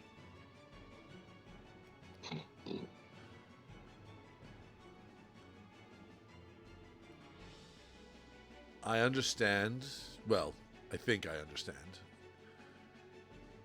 that past traumas can be a very powerful informer of interactions. But when someone says they want you to be around, believe them.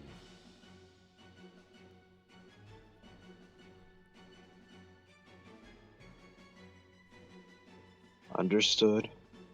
And also, anybody... Oh, shit. I hit the wrong thing. Okay, we're good. Everything's fine. And also, yes, anybody that's in chat or in this game that knows me in real life, yes, I know I should take my own fucking advice. All right, calm down.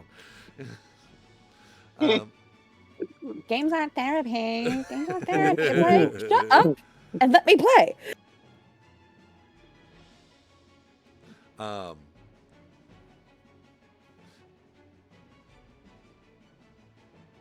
Look, as a DM, you get to tell your players the things you wish someone had told you, damn it. Yeah.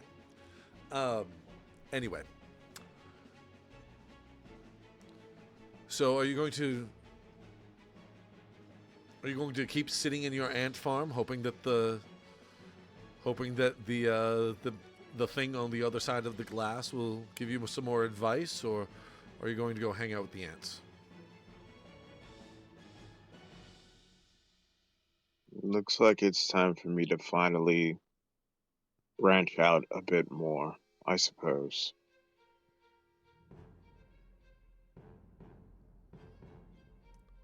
He's actually going to reach out and just like kind of condescendingly pat you on the head and just be like, "Good ant. Have a sugar crystal." And with that, the flames are gone. Good ant, here's the sugar cube. Yeah, like with that, the flames are gone. You're back in your quarters. Go ahead and take a point of spotlight and increase the increase your gravity clock with Virgil by 1. Okay. And also add 1 sugar crystal to your inventory. Yes, you do. Yes, add 1 sugar cube to your inventory. There's A mystical sugar cube. There is a Oh, sugar that's right. there is a sugar cube sitting next to the coffee mug that is on the table in your quarters.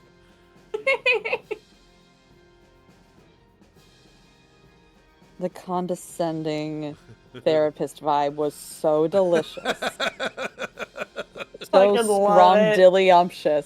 Fucking love it. I would It was like beautiful. I would like to say I've Beautiful. learned a thing or two from having Zoop in my game of like just like common sense shit to like It's put so to like good. characters that are being like, no, I'm gonna be a dark, brooding. It's like, motherfucker, It's these like, people no, want you to be edgelord. around you. Okay, but like, It's so my good. guy. Delicious. You were asked to be on this crew specifically by the captain. I didn't realize. It's like we kind of had an idea of where Draco was, but I'm like, oh, he's full Delulu, and none of us know up to this. Like, none of the other characters realize the level of Delulu that Draco is living in. No, It's so good. No pizza cutters at my tables, okay? That is one thing. Because if you bring that pizza cutter energy, I will diffuse it in a heartbeat. Immediately. Bakes, you've heard that term, right? Pizza cutter? Yes, Okay, yes, just yes, I've heard it.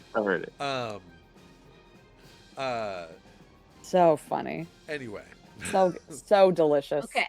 Thank you for feeding us so It well. also kind of like I was trying not to, but then like with the whole conflict rival thing that popped in my head in the middle of us going through like just chatting, my brain instantly went one way, and I was just like, "Oh crap, it's gonna go this way, and someone's gonna slap me sideways if I don't stop." And I was like, "Fuck it, I'm going all the way in on this." Go, Like, we're, fuck it, I'm in it for the bit, bitch. Delulu. we're going full edgelord, and then the thing that makes you the edgelord goes like, motherfucker, knock it off. Just sitting there like, don't make a weird guy. Come on. Why are you asking me? I'm not even from this plane of existence.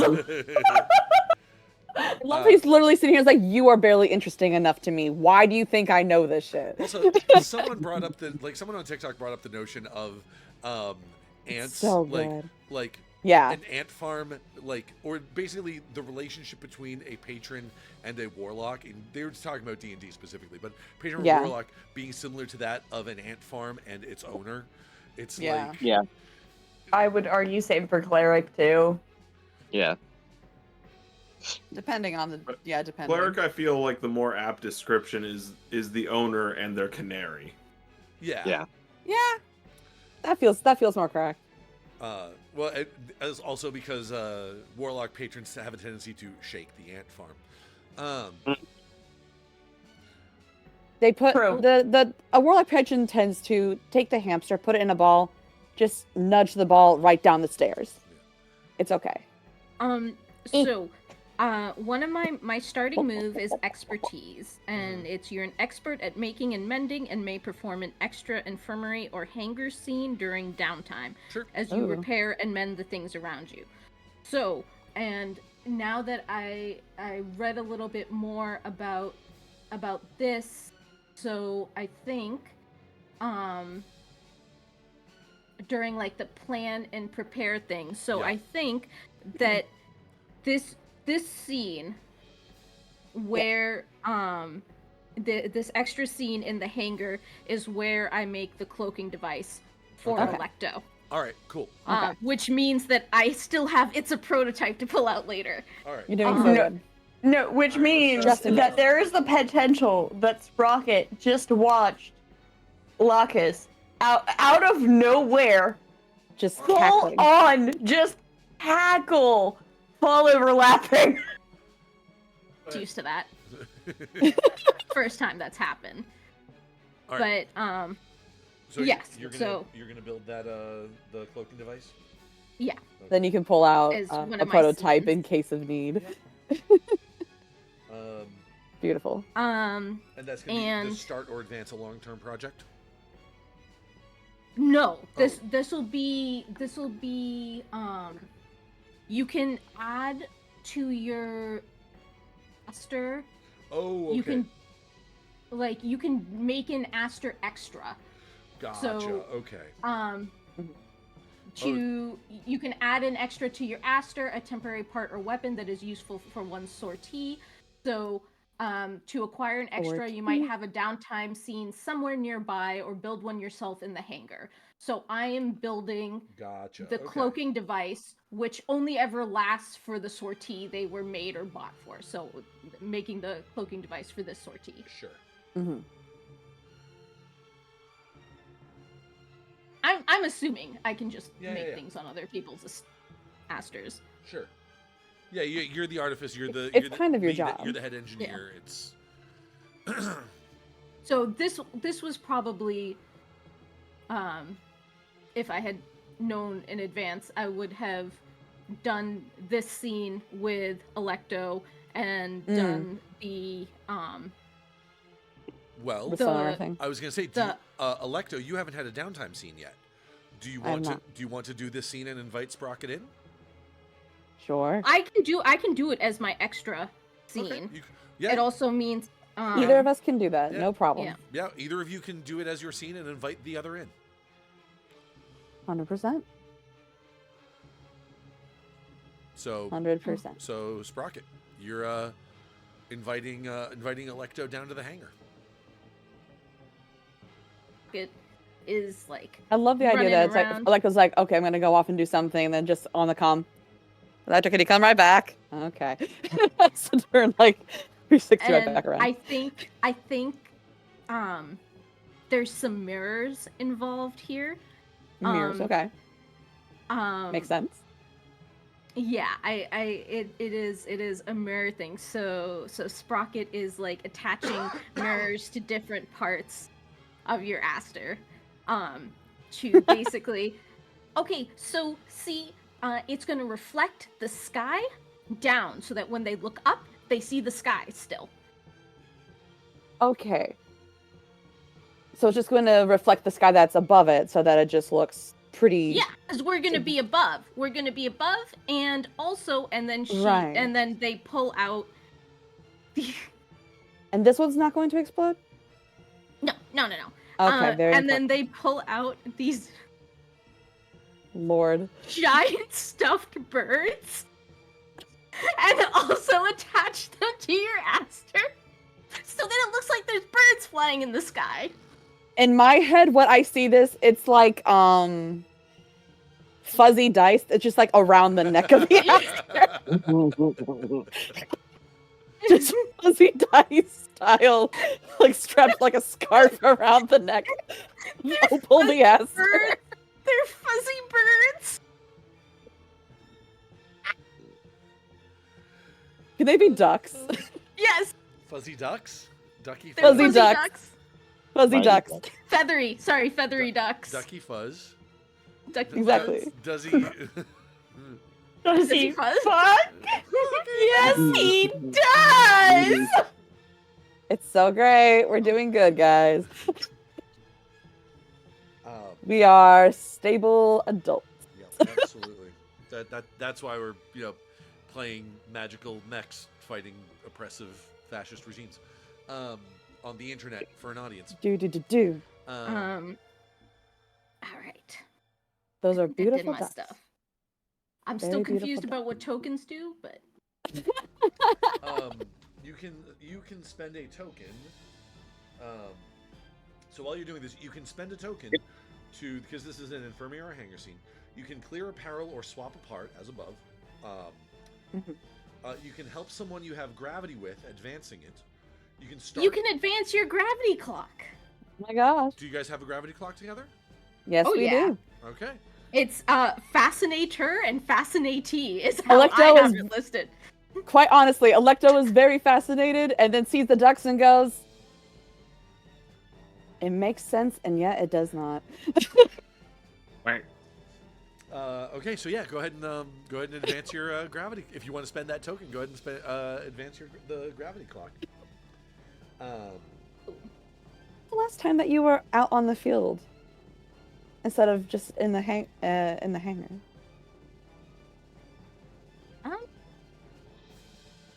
It's been a little while. I mean, I haven't been on the field since Cohran got me onto this team.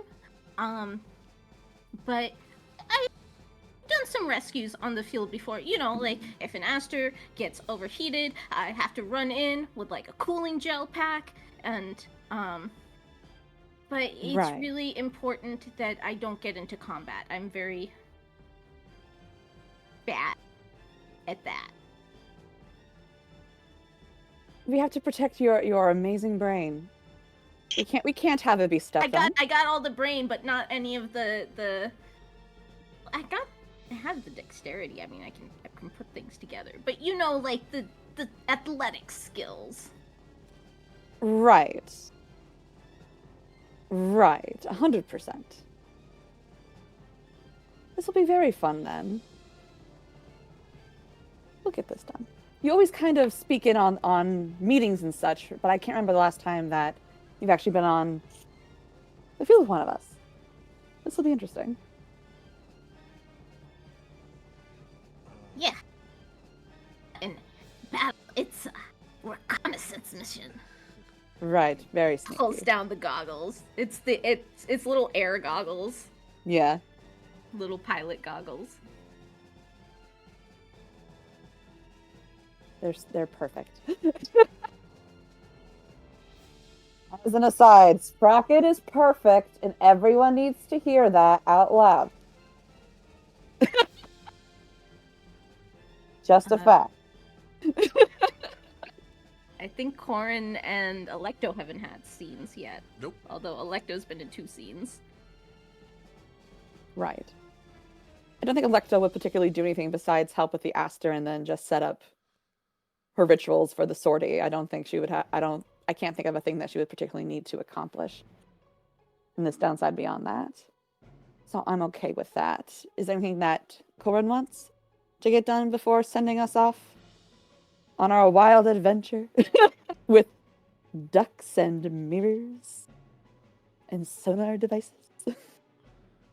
So, Cohran isn't leaving his room. Okay. And it's not Cohran to you, it's Captain. That's why Abby was speaking. But as Cohran's not soon Abby's captain. as the captain's quarters is empty and Cohran is alone, he'll go back to his personal, and he is going to try to call Red. Okay. Ooh.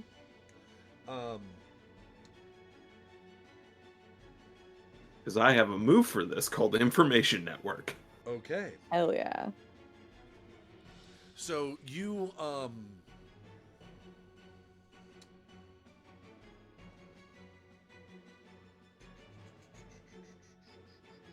Okay, so I think we're gonna play this. Oh, so what does Information Network do?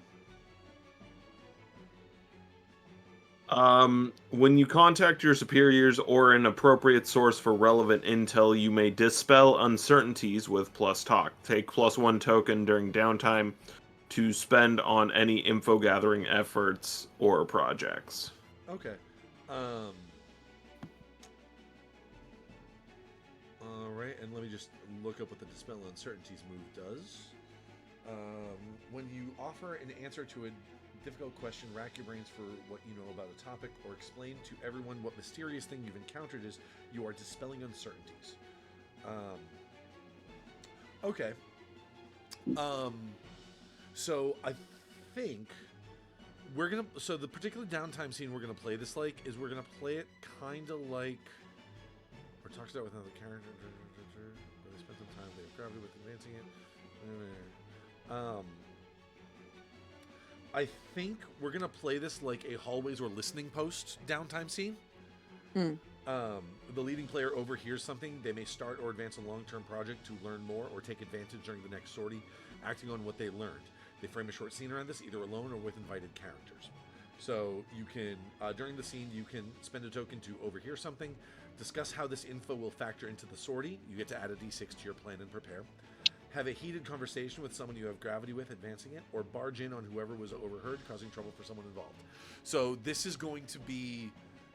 You're not going to have all of those options to choose from, because just the nature of who you're reaching out to. But you this is not going to be on your it's not going to be on the computer that you use to communicate with the Cerberus. This is going to be on a... We'll say that this is a secret communication device. Secrets of home. Where do you keep it?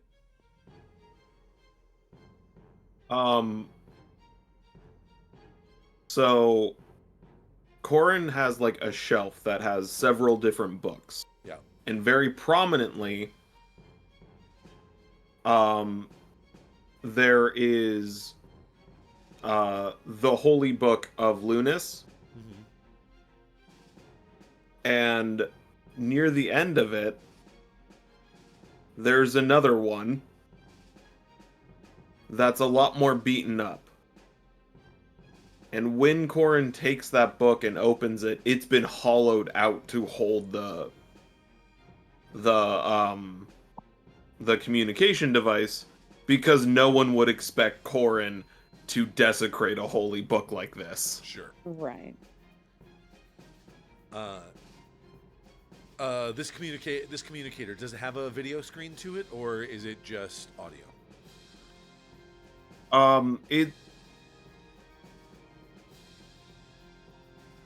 It's just audio. Just audio. This Okay. they don't want. Anyone who knows Red wants to keep it a secret. Yeah, it's easier to encrypt audio only. Or it's harder to intercept audio only, which is not true about the real world. But we'll say for the sake of this, for this system, yes, it is. In a world where most communication has some form of video, no one's expecting audio only. Right. It's like trying to communicate in modern day with like smoke signals or something like that. A Nokia phone. No one's trying to do that.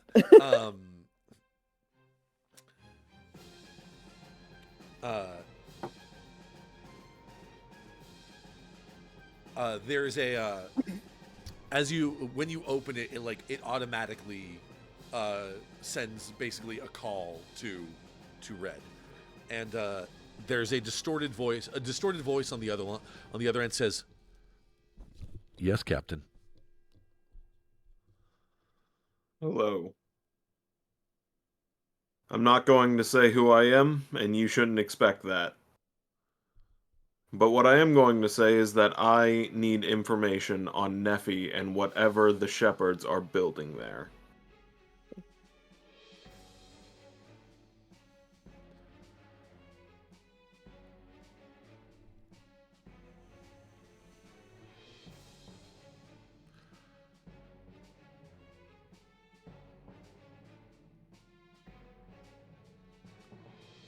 Nephi is crucial to the shepherd's next steps.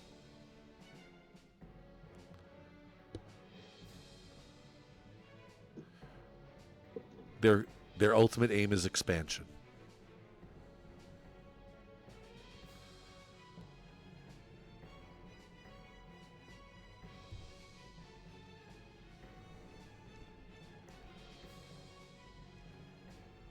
Is it dangerous?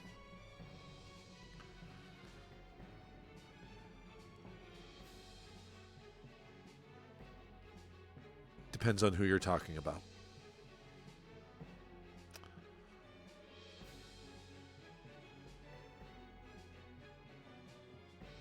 Security there will be considerable security there. If that's your next if that's your next destination, there will be security, and you should be prepared for should be prepared for a fight.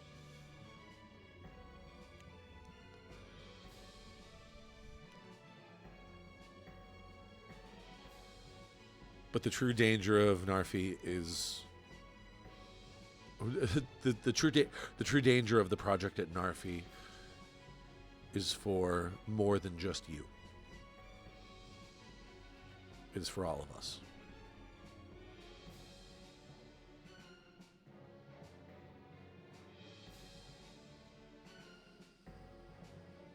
Would it be dangerous in the Assembly's hands? Is destruction better than acquisition?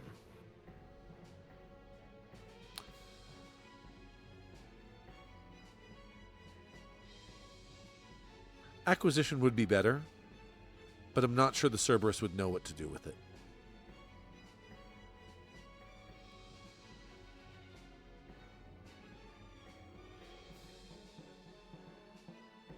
Where is it located in Narfi? Underground.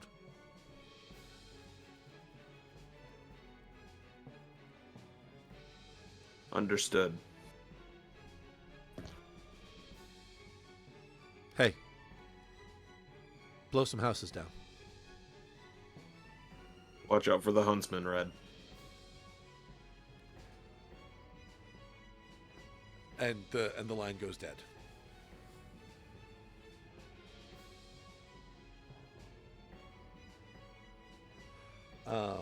You guys are so cool.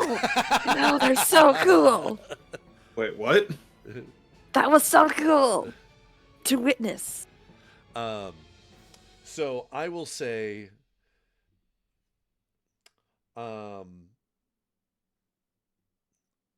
this is going to give you, if you would like to spend a token for that, spending a token will add a d6 to the plan and prepare phase. Ooh. We need it. We need it. Spare Yes. D6. The more dice you Here's can the get. What? token. Here Thank you go. you. Token received. Okay, I take it back. You're dorks. You're dorks. Hey, you're Will only stuck last with me. for about 5 You're seconds. dating one of those dorks, Zoop. I would like to remind you. That's you your chose decision. that. You said yes, please. That's your fault. that was consented to on your part. You're the one Actually- who actually, asked there me was- out. Yeah, I was like, there was no yes, please. I was the hunter in this case. We're aware. Nobody was questioning that. Lovingly, You, I'm not sure Nick would Love and have respect. understood had you not been hunting. I feel like Nick probably needed the whap upside the head of the head. Resident cryptid, more like resident dumbass. You said it, not us. Oh, good. No. Resident encrypted. Yeah, the message was encrypted. It's Heavily encrypted. I like you. What could it mean? What could it mean? It's like you're trying to tell me Date? something. Feel it. But I just know.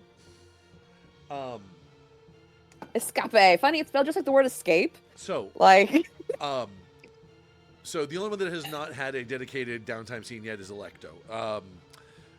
Abby, would you like to have a downtime scene, or we don't have to if you don't want to. If there's nothing that you want to really. Electo. yes. You should do the command deck or the briefing room, because and volunteer to take point, because you'll lead a sortie in confidence. Yeah. Or you can contribute to plan and prepare. Lord. It will automatically add a d6 to the upcoming plan and prepare. But if you that is one of the options. And, Which places? The command deck or briefing room. I can tell that you guys have read this book more thoroughly than I have. I've been doing it right now. Yeah. It's, I'm about to say that's all I've been doing this entire time. I have been doing my best at it. It's, You're doing so good. You're doing such a no, good I mean job. like away from here, away from here right now.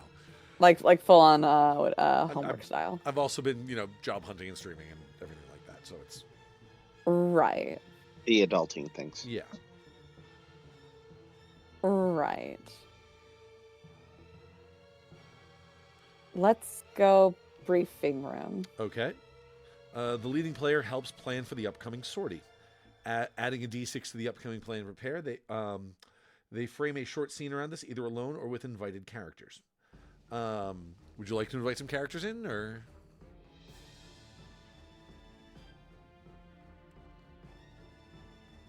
Yeah.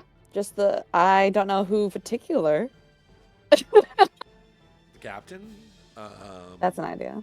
I think you need the captain and you need Sprocket. Yeah. That makes the most sense. All right. Yes. Come So- join me in the room. So The you're conference We room. each spend a token to contribute to the plan and prepare. It yeah, is it's- unclear. It specifically says anyone may spend a token to choose one.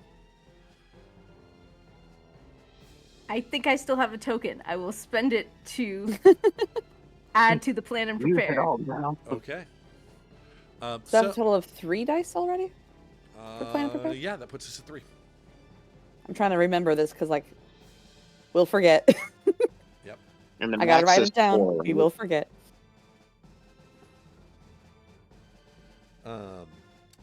But yes. So, what do you? So you make your? Are you? Is it going to be to the command deck or to the briefing room? I think the briefing room probably still makes sense. Okay. And, I think we're actually at 4d6 because you Are we? do get an automatic d6 to the upcoming plan and prepare. Oh. Plus. we can contribute to the plan and prepare. Okay. That's how I'm reading it. Makes sense.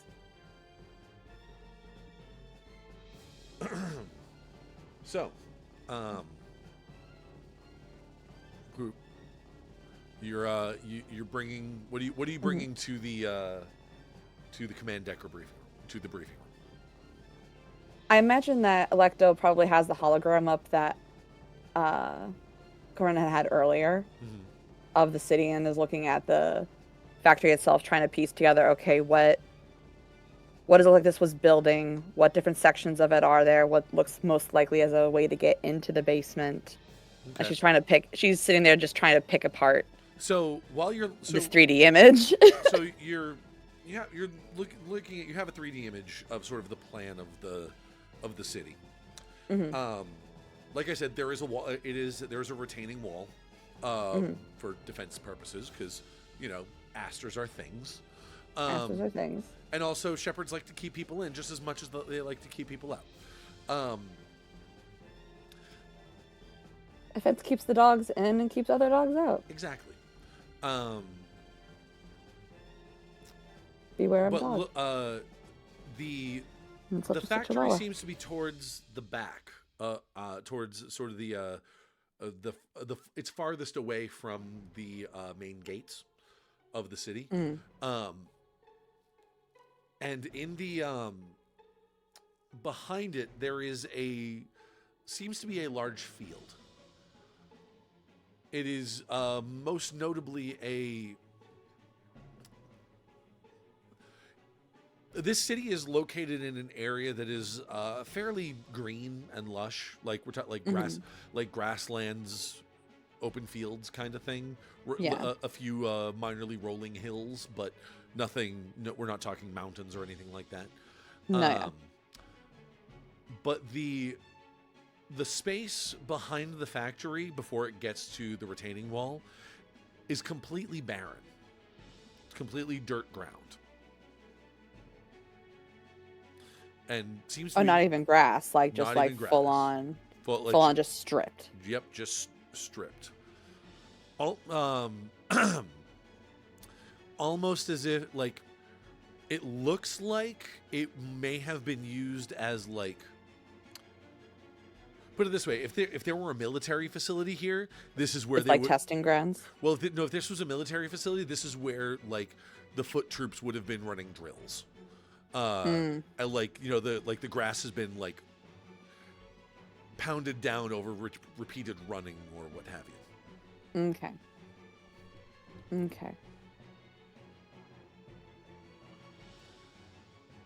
Cool.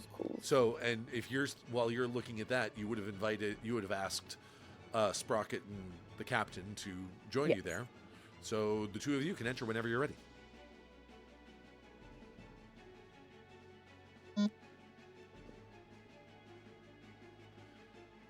What was the beep? Hear that beep? I heard the beep. Yeah, I was like, did you hear the beep? What was the beep? What the beep? What was the beep? Anyway, we're all still here. Anyway, We're doing I think so that well. was Could be. Who's to say? Follow the captain in. no. I say that because it corresponded with me. Notification beep. Captain Sprocket. You called Electo? Yeah. I'm trying to break apart this factory in my head, and I need outside thoughts. Well, I have reasonable intel. New. Just received fresh. it. The device is underground. Confirmed underground. Confirmed. That's why we have the sonar. Sonar was a What very now? good move in that case. The sonar. Oh, you built something. Very good. The brilliance that is Sprocket. At some point, I stopped questioning it. Valid. So it is underground. Good to know. Do you have any further intel on what it could be? What we're looking at? Dangerous. Okay. Between the three of us, I'd prefer it be destroyed. But orders being what they are, acquisition is still priority. We have to find it first. Why, in your opinion, should it? Do you think that destruction is better than acquisition? It's dangerous. The wolves fight for peace.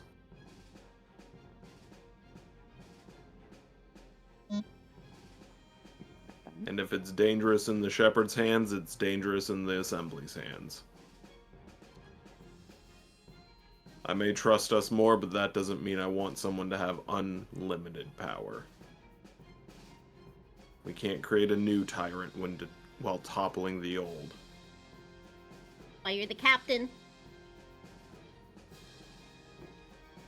Okay. So we're following the Cerberus plan hesitantly. Cautiously? We are following the orders we have been given. The orders we have been given do not prevent us from destroying it.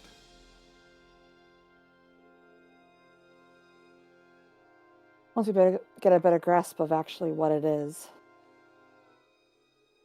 Okay. So it's underground. It could be under the factory. It could be under the grounds around the factory. We may have to use the sonar to find an entrance to the underground. I mean, if we can get... It depends on how big it is, but if it's big enough, we could even image it using the sonar. If we get it in the right location, it'll only work for a couple minutes. Do you want to do with that? We just ride Astir and have her take a few laps back and forth, trying to get as much of that space covered? Even cloaked, that's going to cause a lot of noise. There are ducks. There are ducks. Sprocket? I could potentially try to set... Context. Opal has never been so uniquely accessorized before. You could say she's just ducky. No, I cannot, because I respect myself. I say with love. Are you telling me you disguised your Astir as a flock of ducks? Oh no, as the sky. And any good sky has ducks. I imagine the ducks are small enough not to cause problems. Hold on. Every good sky has ducks. Any good sky I need to cross-stitch that and put it on my wall. I now have this image of Sprocket looking up at the sky and no ducks and just kind of going, Not a good sky. Really? Because I was picturing it and Sprocket just audibly says, bad sky. Bad sky. How's the weather? It ain't good enough. No ducks. Could be better. If this was a TV show, this would be the episode where 1 million pieces of fan art comes out of just Sprocket with t-shirts that say "I heart ducks," a hat that has a duck, where the bill is just the a duck bill hat. Bill. Yeah.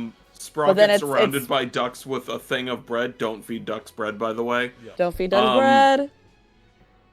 They will explode. Unlike the sonar machine. Or the Astir.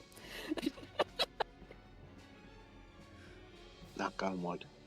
In theory, I could try to set up a few rituals to try to mitigate the potential noise. The potential. How long would those rituals take? No longer than before any sortie. But if we think sound's going to be a problem, I can relegate and write the correct sigils for that. Just in case. Go ahead and proceed. We're still a few hours out from Narfi anyway. I'd prefer us be cautious than anything. This is a reconnaissance to figure out what it is, where it is specifically. But in the event that we discover where it is, do you want us to try to get in closer? Or do you want us to pull back, grab the rest of the team? If you can seal it without being caught, that is the best case scenario. Should you need assistance, simply call for it. I will give you a time limit of 2 hours before I send out Draco and Locus. And we make noise. Certainly good at that. If at any time you're silent for an hour, we go guns blazing. Seems like a backup. All right. Okay. Makes sense to me. So. It has changed and now has a Another parachute set pack. of overwear. It has a parachute pack on. I don't think we're going to need to eject. And video goggles. Video goggles? Like that someone can look through their goggles. Rocket, have you gone to the armory yet? I have my wrench. Some alchemical gel. Is there any way I can convince you to bring a gun? I could get a steel fuser. I'll take that as a no.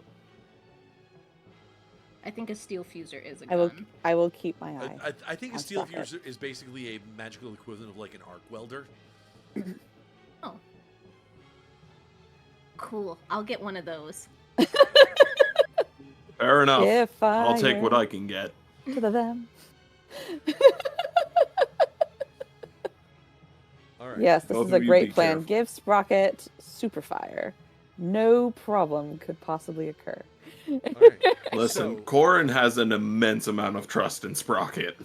All right. So, It seems that Sprocket's way to go about life is apparently kill it with fire.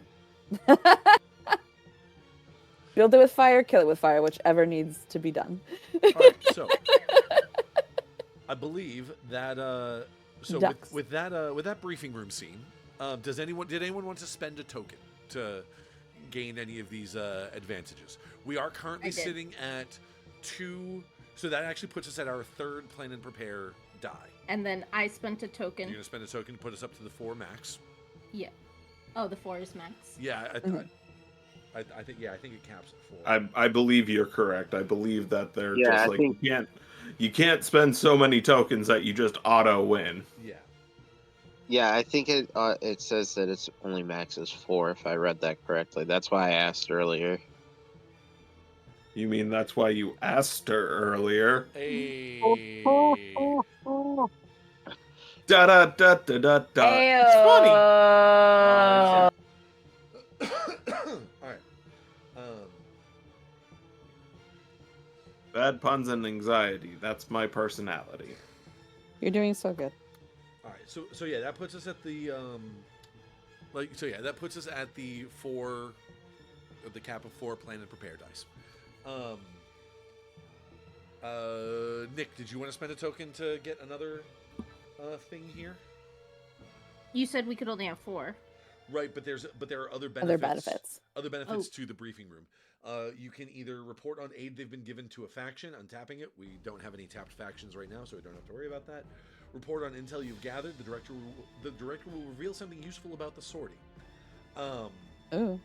So that means I get to reveal something useful about the sortie because you Yeah, shared because your intel from Red. That is true. So while you're looking at, given the intel that you have from Red, and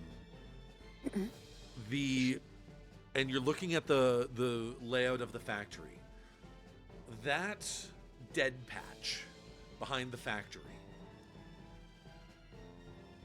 you realize that could be covering up a launch port.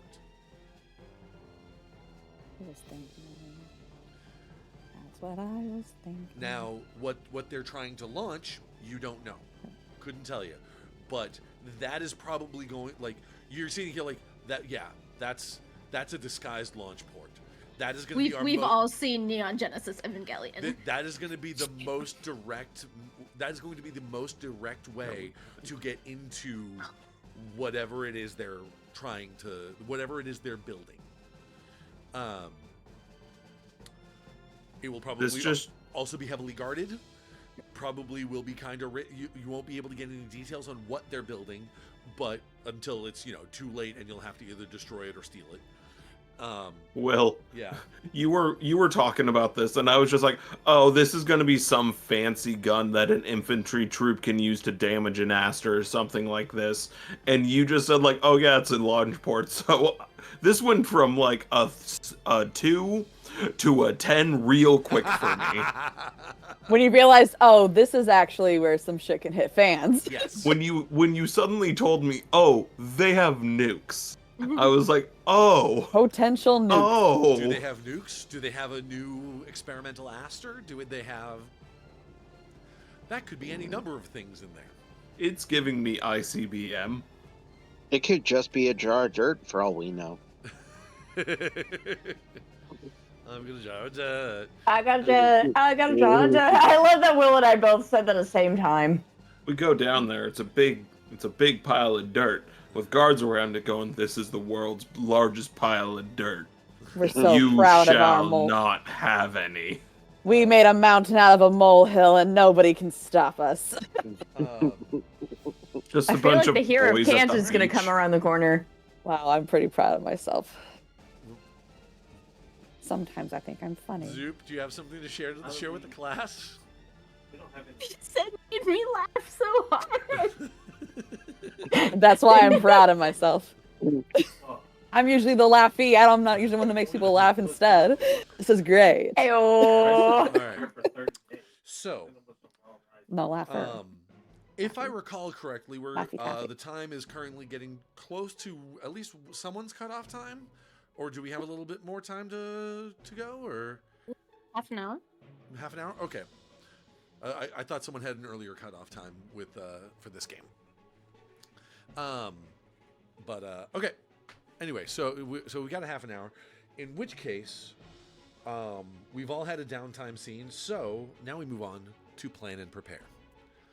Oh my gosh. The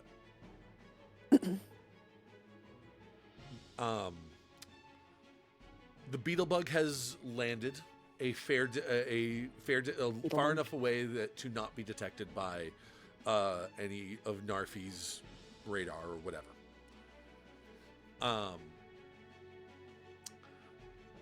You are all in the hangar, and you are going to review orders for the sortie. So, I would like... So we need to roll 4d6. The way we're going to do this is we are going to... I'm going to have... Cohran, Sprocket, Electo, and Draco. Have everyone but Sprocket roll it. Okay, then everyone but Sprocket roll a d6 for me. Okay. And tell me if you got a 4 or better. Okay. I got a 4. You got a 4. That is a 6. That's a 6. Got a 3. 3. Captain? Big one. All right. Ooh. So, Me, Alyssa. That's why we collect dice. so folks, It sounds like need to someone's take that going dice in and dice chuck it. jail. You take that dice and you chuck I it across the would, room. but I only have 2 dice right now. Why? Because I haven't bought him more dice yet. That Dice just sounds jail. like Okay. Lissa needs to do like gifting.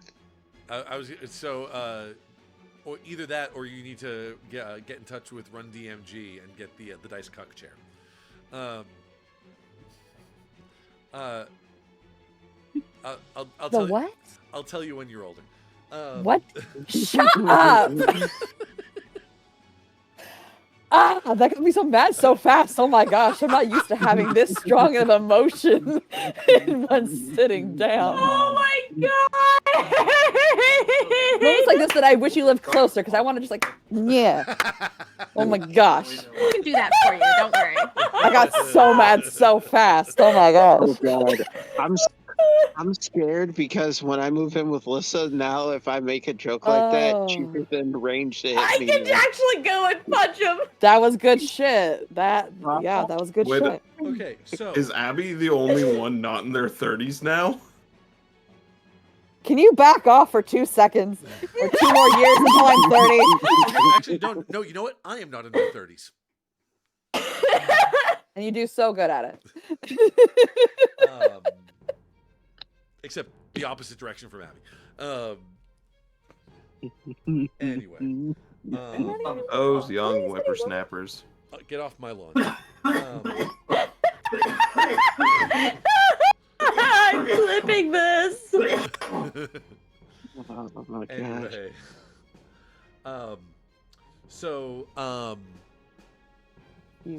so Draco and Lacus, you get to choose. So what plan and prepare is. So first off, everyone describes what you're going to do as while you're listening to the debriefing, sitting in the hangar. Like I said, the Beetlebug has landed. There is let me ask, who is preparing the overland vehicle, the ATV, for lack of a better term, that will drive you up to the place? We're gonna get driven up. How are you? I thought we were flying. You guys are gonna airdrop in? Yeah. Oh, okay. Yeah, we're Then- gonna They take were the using the Astir to Right. recon.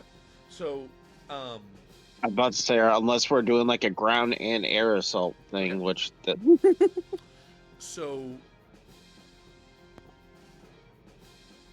all right. So Short sustained flight. then you are hovering in a holding pattern, far enough away that they're not going to pick you up on their sensors.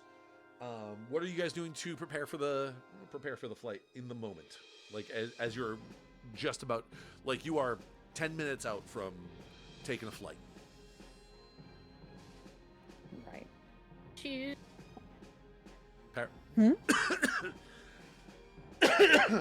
What did he say? Parachute for Sprocket.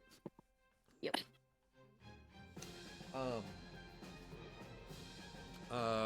Captain.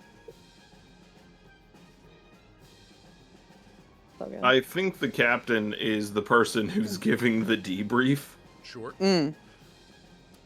So it's just at whatever board they have set up, kind of just like pointing at everything and going, bad, we need to stop. Yep.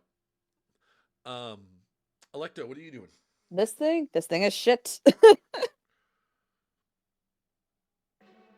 This guy, not enough What are you nuts. doing? Electo, what are you doing? What are you doing to Sorry. prepare? Electo is actively drawing the sigils on Opal to do the silences and everything. Okay. What does She's Opal preparing look- her rituals You for know it. what? We haven't described any of your Astirs yet. Since Opal is the first one that's going to be sort of in combat. Engaged. What does Opal look like? Opal is crafted from stained glass. All sorts of different shades of stained glass. And the soldering in between each panel, the way that it tracks across the body of it actually creates the sigils that reinforce the glass to actually be able to handle being in an actual fight and other things of that matter. Okay. Is it humanoid and then in shape or? It's generally humanoid in shape, and then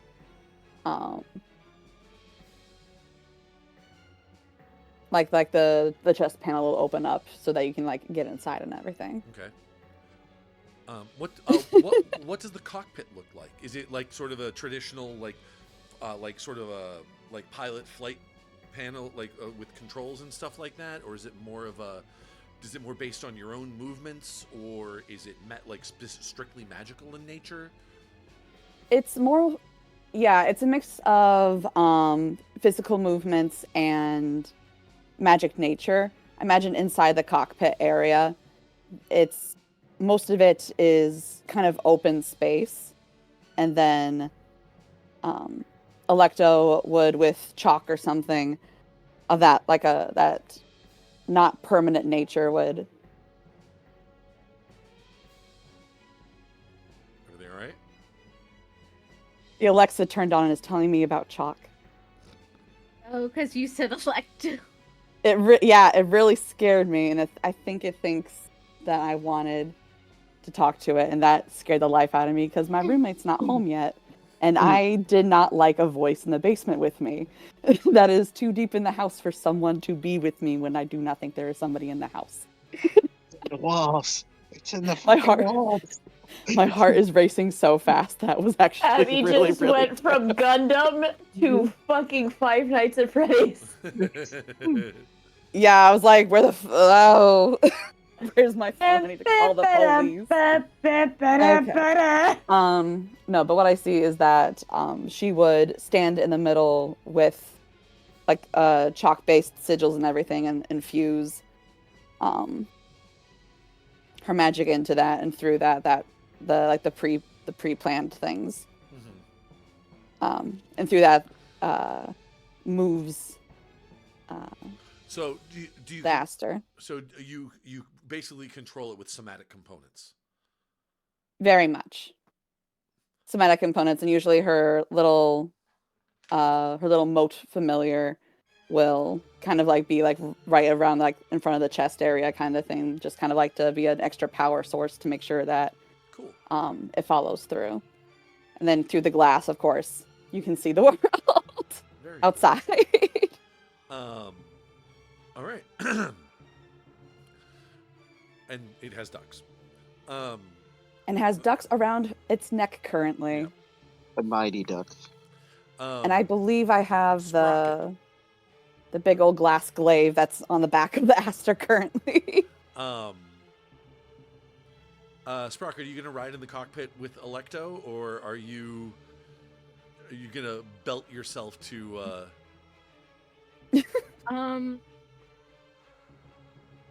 Strap and using the duck strap. What do you think would be better? There would definitely be room in the cockpit for you to not get whacked by like arm movements. Like you could be Okay. comfortable inside, see what's going on, diddle daddle with what you need to get done for Astir movement and whatnot. Okay. All right, and then I'll be in the cockpit. all right. You get front row seating. All right, so while this is going on, Lacus and Draco, what are you guys doing to prep for this sortie? I think Draco, since after he had the talk with his patron, he listens more to the debriefing, and as he's doing that, he has his tablet up to make sure that all the specs on Alexander is 100% and ready for action at this point. Okay. Lacus? So, like, think of how many Lacus just essentially like talks to Rabine real quick. Hey, my guy, you good? You ready? Just in case. You gotta pep talk your Astir. No blue balls. Are your spheres of different shades? I am prime. Are your spheres blue? I am primed and ready. Hopefully. On a scale of red to blue, how are your spheres? the lavender. Oh my god. Magenta. Horrid. Tragic. Awful. Anyway. So, with that said, Lacus and Draco. I mean, technically, given that Rabine is a like tealish blue color, that matches the lines down Lacus. Technically, any balls, any spheres that are on Rabine would be blue. Yeah, we need to get Okay, so Lacus and Tragic. Draco, because you were the two that rolled above the 4 or greater.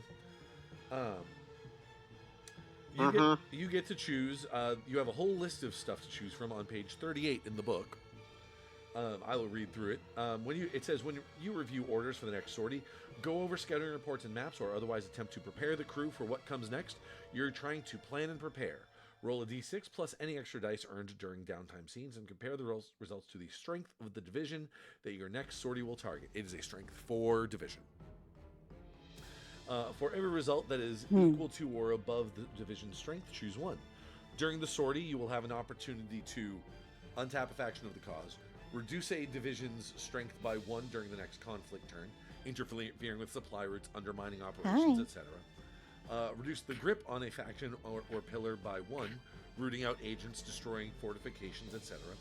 Expose or make vulnerable an asset or actor. That's one of your. You get to do one of the. You have an opportunity to do one of the following. One of those. Okay. During the sortie, you will have a risky opportunity to fell a pillar with 0 grip, winning a decisive battle, capturing a position, etc. Destroy or capture an exposed asset or actor. Reduce a division strength by 2 during the next conflict turn, disrupting a key shipment, assassinating important staff, etc. Or the next lead a sortie roll will be made with advantage. And all players hold 1. You may spend your hold during the next sortie as if it were hold gained through one of your basic or playbook moves. So basically, you can get an extra hold for whatever move you have. Okay. So each of you gets to choose one of those. So opportunity, risky opportunity, lead a sortie with advantage, or hold 1 for everybody. I'll let Lissa go first for this one.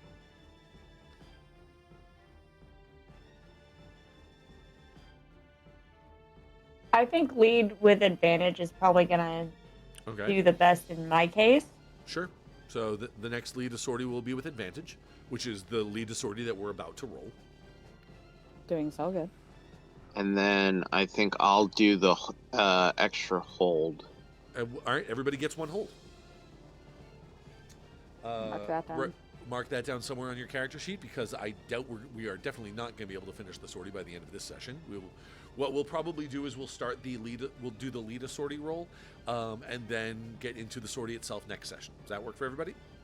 Yep. Cool. Yep. All right. So with that, lead a sortie. When you lead the group into battle, get in the robot when you're not supposed to, or otherwise take an action that would move the game from downtime to a sortie. You're leading a sortie. When you lead, roll. So I will say this roll is probably going to go to Electo, because she is the one that is diving. She is the one piloting the Astir to get you into into the sortie. Right. Makes sense. If you're leading with wits or following a clever plan, you're going to roll plus no. If your success hinges on somebody else that's on board, you roll plus crew. Or if you're heading into danger carelessly, you're going to roll plus defy. So Right. So probably plus no. Probably plus no. Probably plus no. Okay. How knowing am I? I could see an argument for Okay. plus crew because because Sprocket is a key member of this. But Right, either plus crew or plus no. Yeah. What is your plus no? My plus no is a 1. Okay. My no is a 1. So and I believe What is our our crew crew? is plus 1. The captain probably has that stat handy. I wrote that down That's somewhere. based on our carrier. Yes, we have plus 1 crew. Okay. For the Beetlebug. I wrote it Okay, I down. was like, wait, I don't have that That's not a stat I have access to. What is that? I make so many notes. Just for these sorts of occasions. So, go ahead. Go ahead and roll 2d6 plus no. 2d6 plus no. Okay. That would add up to a 7. That is going to be a 7. Okay. Not ideal, but could be nope. worse. It says on a 10. Isn't it with advantage? You Because have we're advantage. going into this It's sortie. with advantage. So you're actually going to roll one more die and take the best 2. Okay. It's still gonna be a 7. Still a 7. Okay. Jeez. Um, You rolled 2 1s or something? I rolled 2 3s, and then the last die was a 2. So it didn't really help. that's how advantage works sometimes. It's the dice. The dice said 7. So I tried. On a 10 plus, you make it to the action. You tease. What's a tease? On a 10 plus, The dice have said 3s and 2. On a 10 plus, you make it to the action unscathed. On a 7 to 9, the crew stumbles, misses something important, or is unprepared for what they meet. While most moves have certain triggers that can be used whenever you want, leader sortie is a little different. At the beginning of every sortie, when everyone leaps into action, the player should figure out which trait is appropriate and have someone roll for the move. It basically establishes what footing you land on. Mm-hmm.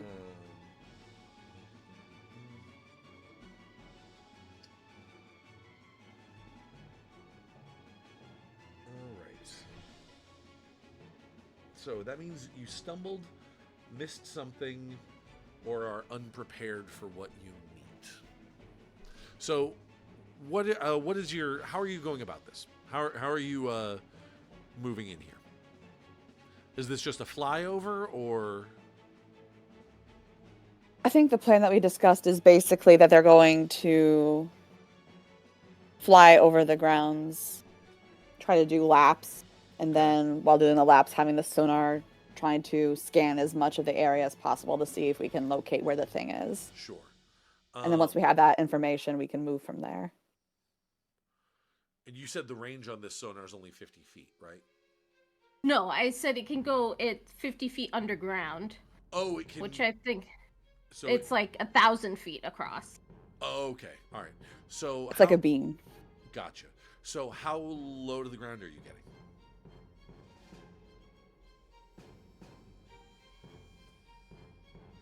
Since Sprocket is the one who designed it, we were like, okay, how close do I need to get? I'll get as close as we need, but I need to know what the machine can do. Like, the ducks are pretty big, and they need to look duck-sized, so... It all hinges on the ducks. So, I feel like we're at least, like, 10 stories up. Wait a second, Supriya. Do you realize what you just did? What? You broke Abby. I think that's a record for a time until Abby was broken on an episode. No, for how long it took? For how long? Yeah, that is the longest. Yeah, I think for how long it took. To be fair, it was also the night that Abby broke the norm and broke others. So yeah. It's a night for firsts, apparently. That's so good.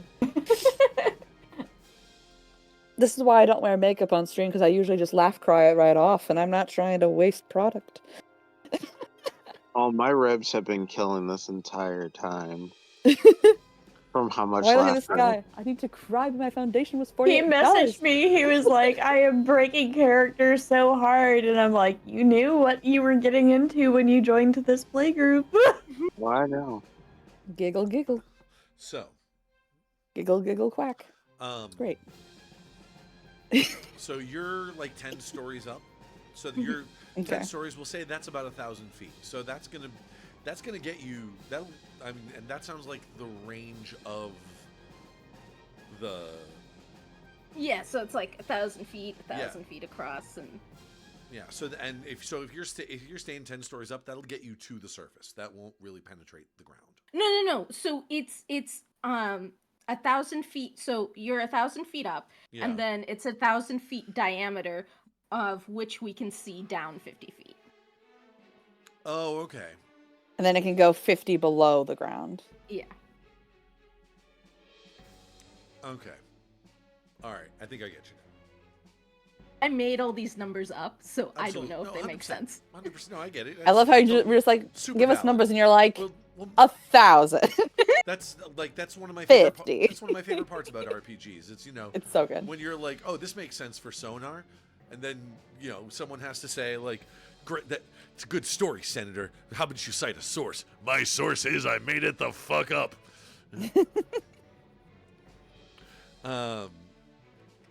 Yeah, We're in a glass suit in space. Back off. we make it the fuck up. We're in a flying mech made of stained glass.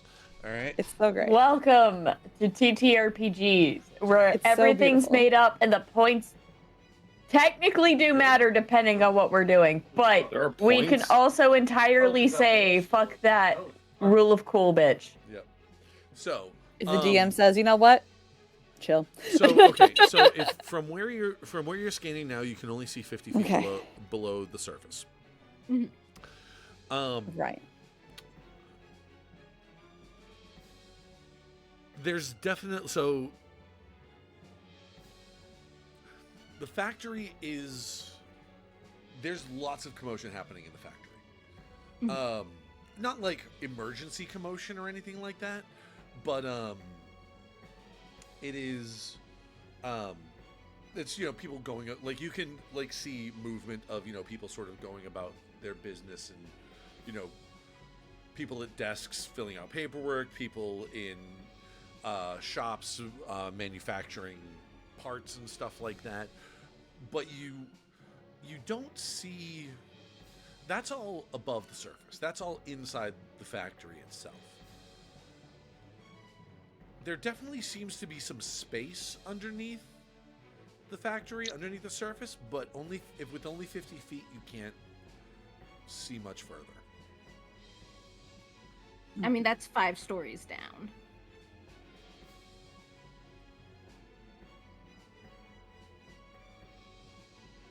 Yeah. No. Yeah, it is. 10 feet per layer. Right, yeah. No, because you said 1,000 feet, and that's, yeah. 5 stories. Yeah. Yeah, you can't see any. It goes way deeper than that. I will have to rejigger it. Rejigger. Do you have is there a jiggering roll, or hold on? Roll for jiggery. Let's see. Gross. That just sounds like something we shouldn't be saying. Yeah. No, I said I'm like, well, I feel like someone's gonna make a joke about it that at some rhymes. point, and I'm gonna be And- sad about it.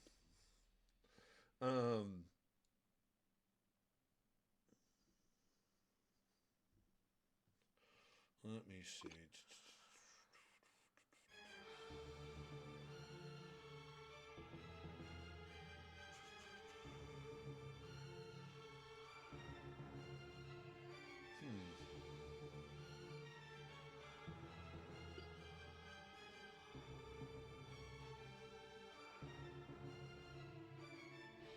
All right.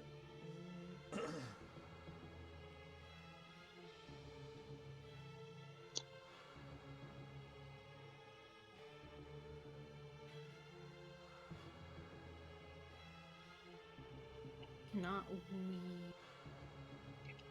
Yeah, it doesn't look like there's really any. What is it? Yeah, so you know what? I'll say that this is what you missed, basically. The thing that you missed, Ooh. basically what you missed something, basically in your scan through. So there's no like, because there doesn't really seem to be any move to like sort of like. So, I think what could happen is a Electo could weave magic to extend the range. Oh, that's an idea. You could do that. That's and an idea. I can help, Okay. like, by telling her how it works. Right. Breaking down the mechanics. Yeah. So I roll +1 if you spent meaningful time together during downtime. Which you did. And Right. are they one of my hooks? When someone shows you kindness, return it tenfold. Or build things, build great things. Build great things. Do either of those hooks count? This counts as a build things, I think. We're gonna build it better +2. through friendship. Alright. That's a really good plan. So that is We a 10. That is a 10. So on a 10 plus, they take advantage on their roll. So, if that's the case,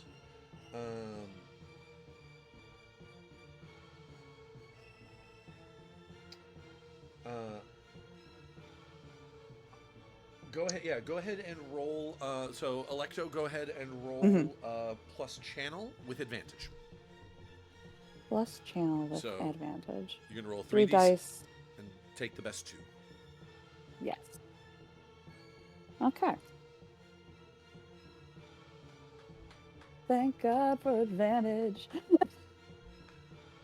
Was there a 1 in there? There was another 2 in there. And that bitch is gone. Okay, so if I add the +2 channel, that gives us 10 exactly. 10 exactly. You managed to 10 channel power exactly. the way you desired without ill effect. Ooh! So you, what does it Just look like we're not seeing anything. We gotta dig deeper. What does it look? What do you do to sort of amp up the power of this thing? What does it look like? I think Sprocket's sitting there trying to explain, like, okay, so this is how this is breaking down. She's sitting here like, I learned magic, not tech. Just like, where does the battery need to go? And then you say, like, this is where the battery, this is where the power source goes. It's windows. If you put windows together, they make a lens. That's what you gotta do. Make a lens? Sure. Yeah. She's gonna start conjuring. She'll conjure the pieces that Sprocket is describing, Okay. and takes like her little mote familiar and just like put it next to the power source, like charge it up, power that up. So as you do, the image on the sonar, it's sort of the background image on it. At first it was sort of a it's a deep blue background, like midnight blue background with like bluish, Like blueprint blue. with like bluish white grid over it, it's sort of as it sort of like sweeps by and like shows you the shape of things. Mhm. That blue becomes a little iridescent as you sort of magically supercharge this thing. Yes. And then you can see it. It's sort of like the image almost zooms out of it, which is to show you that you're getting more of the image. So, Right. and so the sonar like sort of pings down into the open space, and there's something in the open space underneath that dirt, that barren patch. It is impossibly tall, a couple 100 feet tall, shaped like a silo of some kind, with a pointed top. It is. It's a rocket ship. It's a rocket ship. Well, You're it's- describing. I'm like, that's a rocket if I've ever well, seen it's one. it's a rocket of some kind. It's rocket shaped. Now, Is given that the a fact rocket in their pocket, or are they just happy to see us? well, and someone They're unhappy to see someone. Someone suggested that it theorized that it could have been a nuke. Nuclear warheads. But it is certainly rocket shaped. That's a very upsetty spaghetti missile. Tragic. You said a couple. It's like 100 feet tall. Couple hundred feet. Like big. It is. Oh, like it is big. big. It is big. That bitch is huge big. Yes. I think we Okay. should end there. That is a That- Lord. That feels like a good spot to end for this. It's very. session. It's a very ominous. So that is that ends our first episode of Wolves in Sheep's Clothing of our Ooh. Armour Astir Aria. So I'm going to take a second and find someone to raid. While I do that, we'll do counterclockwise around the overlay, and everyone can let you know where you can find them throughout the interwebs. So Zoop, we'll start with you.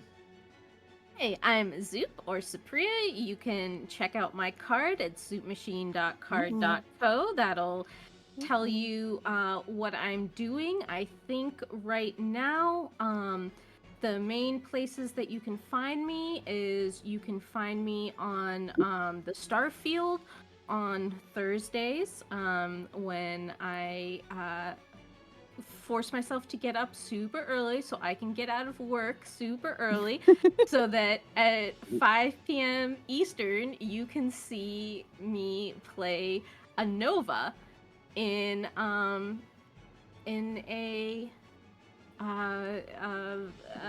Masks. mask game run by friend of the channel Rev, and I know that I missed the Nova.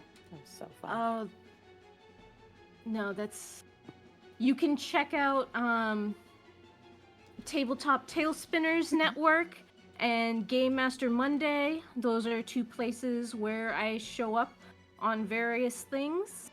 And I think that's all I got for now. All right. Nick. Nick, what about you? Hi. That's Nick. Please tell them that they can find you tomorrow on the mask game. Why? That's what you're here for. Yes, the adorable couple has another game together tomorrow over on the Starfield. Abby, what about you? You can find me as Giggle Girl Productions, mainly on TikTok. And also, of course, on Dying of Exposure on Tuesdays. Because today's Wednesday. On Tuesdays for our Obscura Candela and Space game, which is super fun and also hella whack. Binks, what about you? You can find me currently on TikTok at Crimson Red Robin, and once the move is all done and over with, you'll be able to find me again on Twitch when I'm able to start streaming again.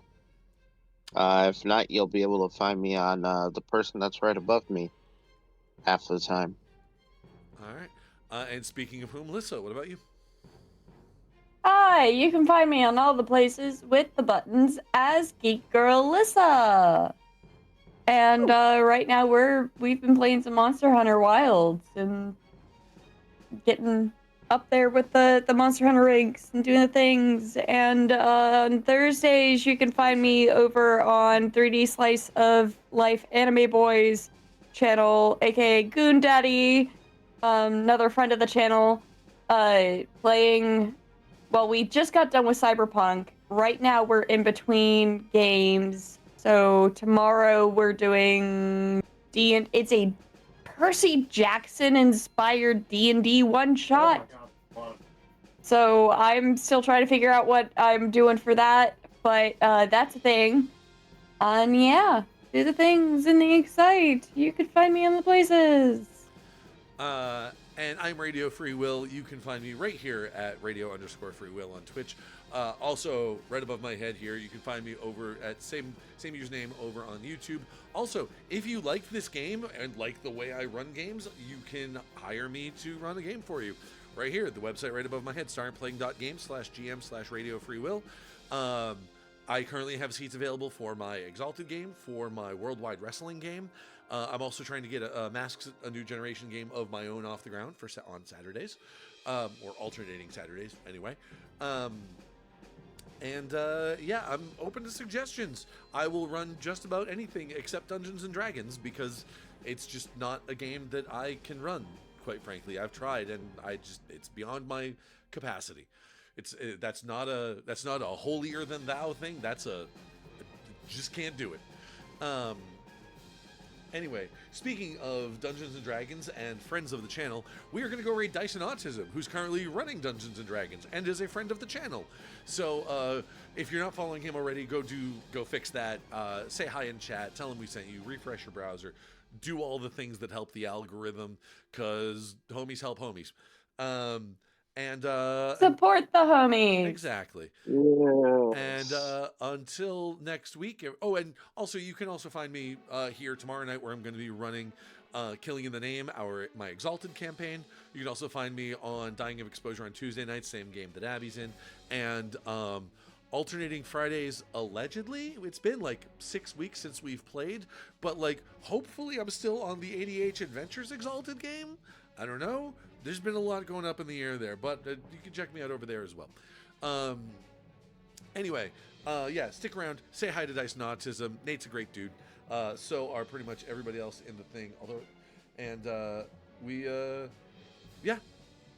Good luck. Have fun. And no gods, no masters, only moderators. Night, gang. Bye.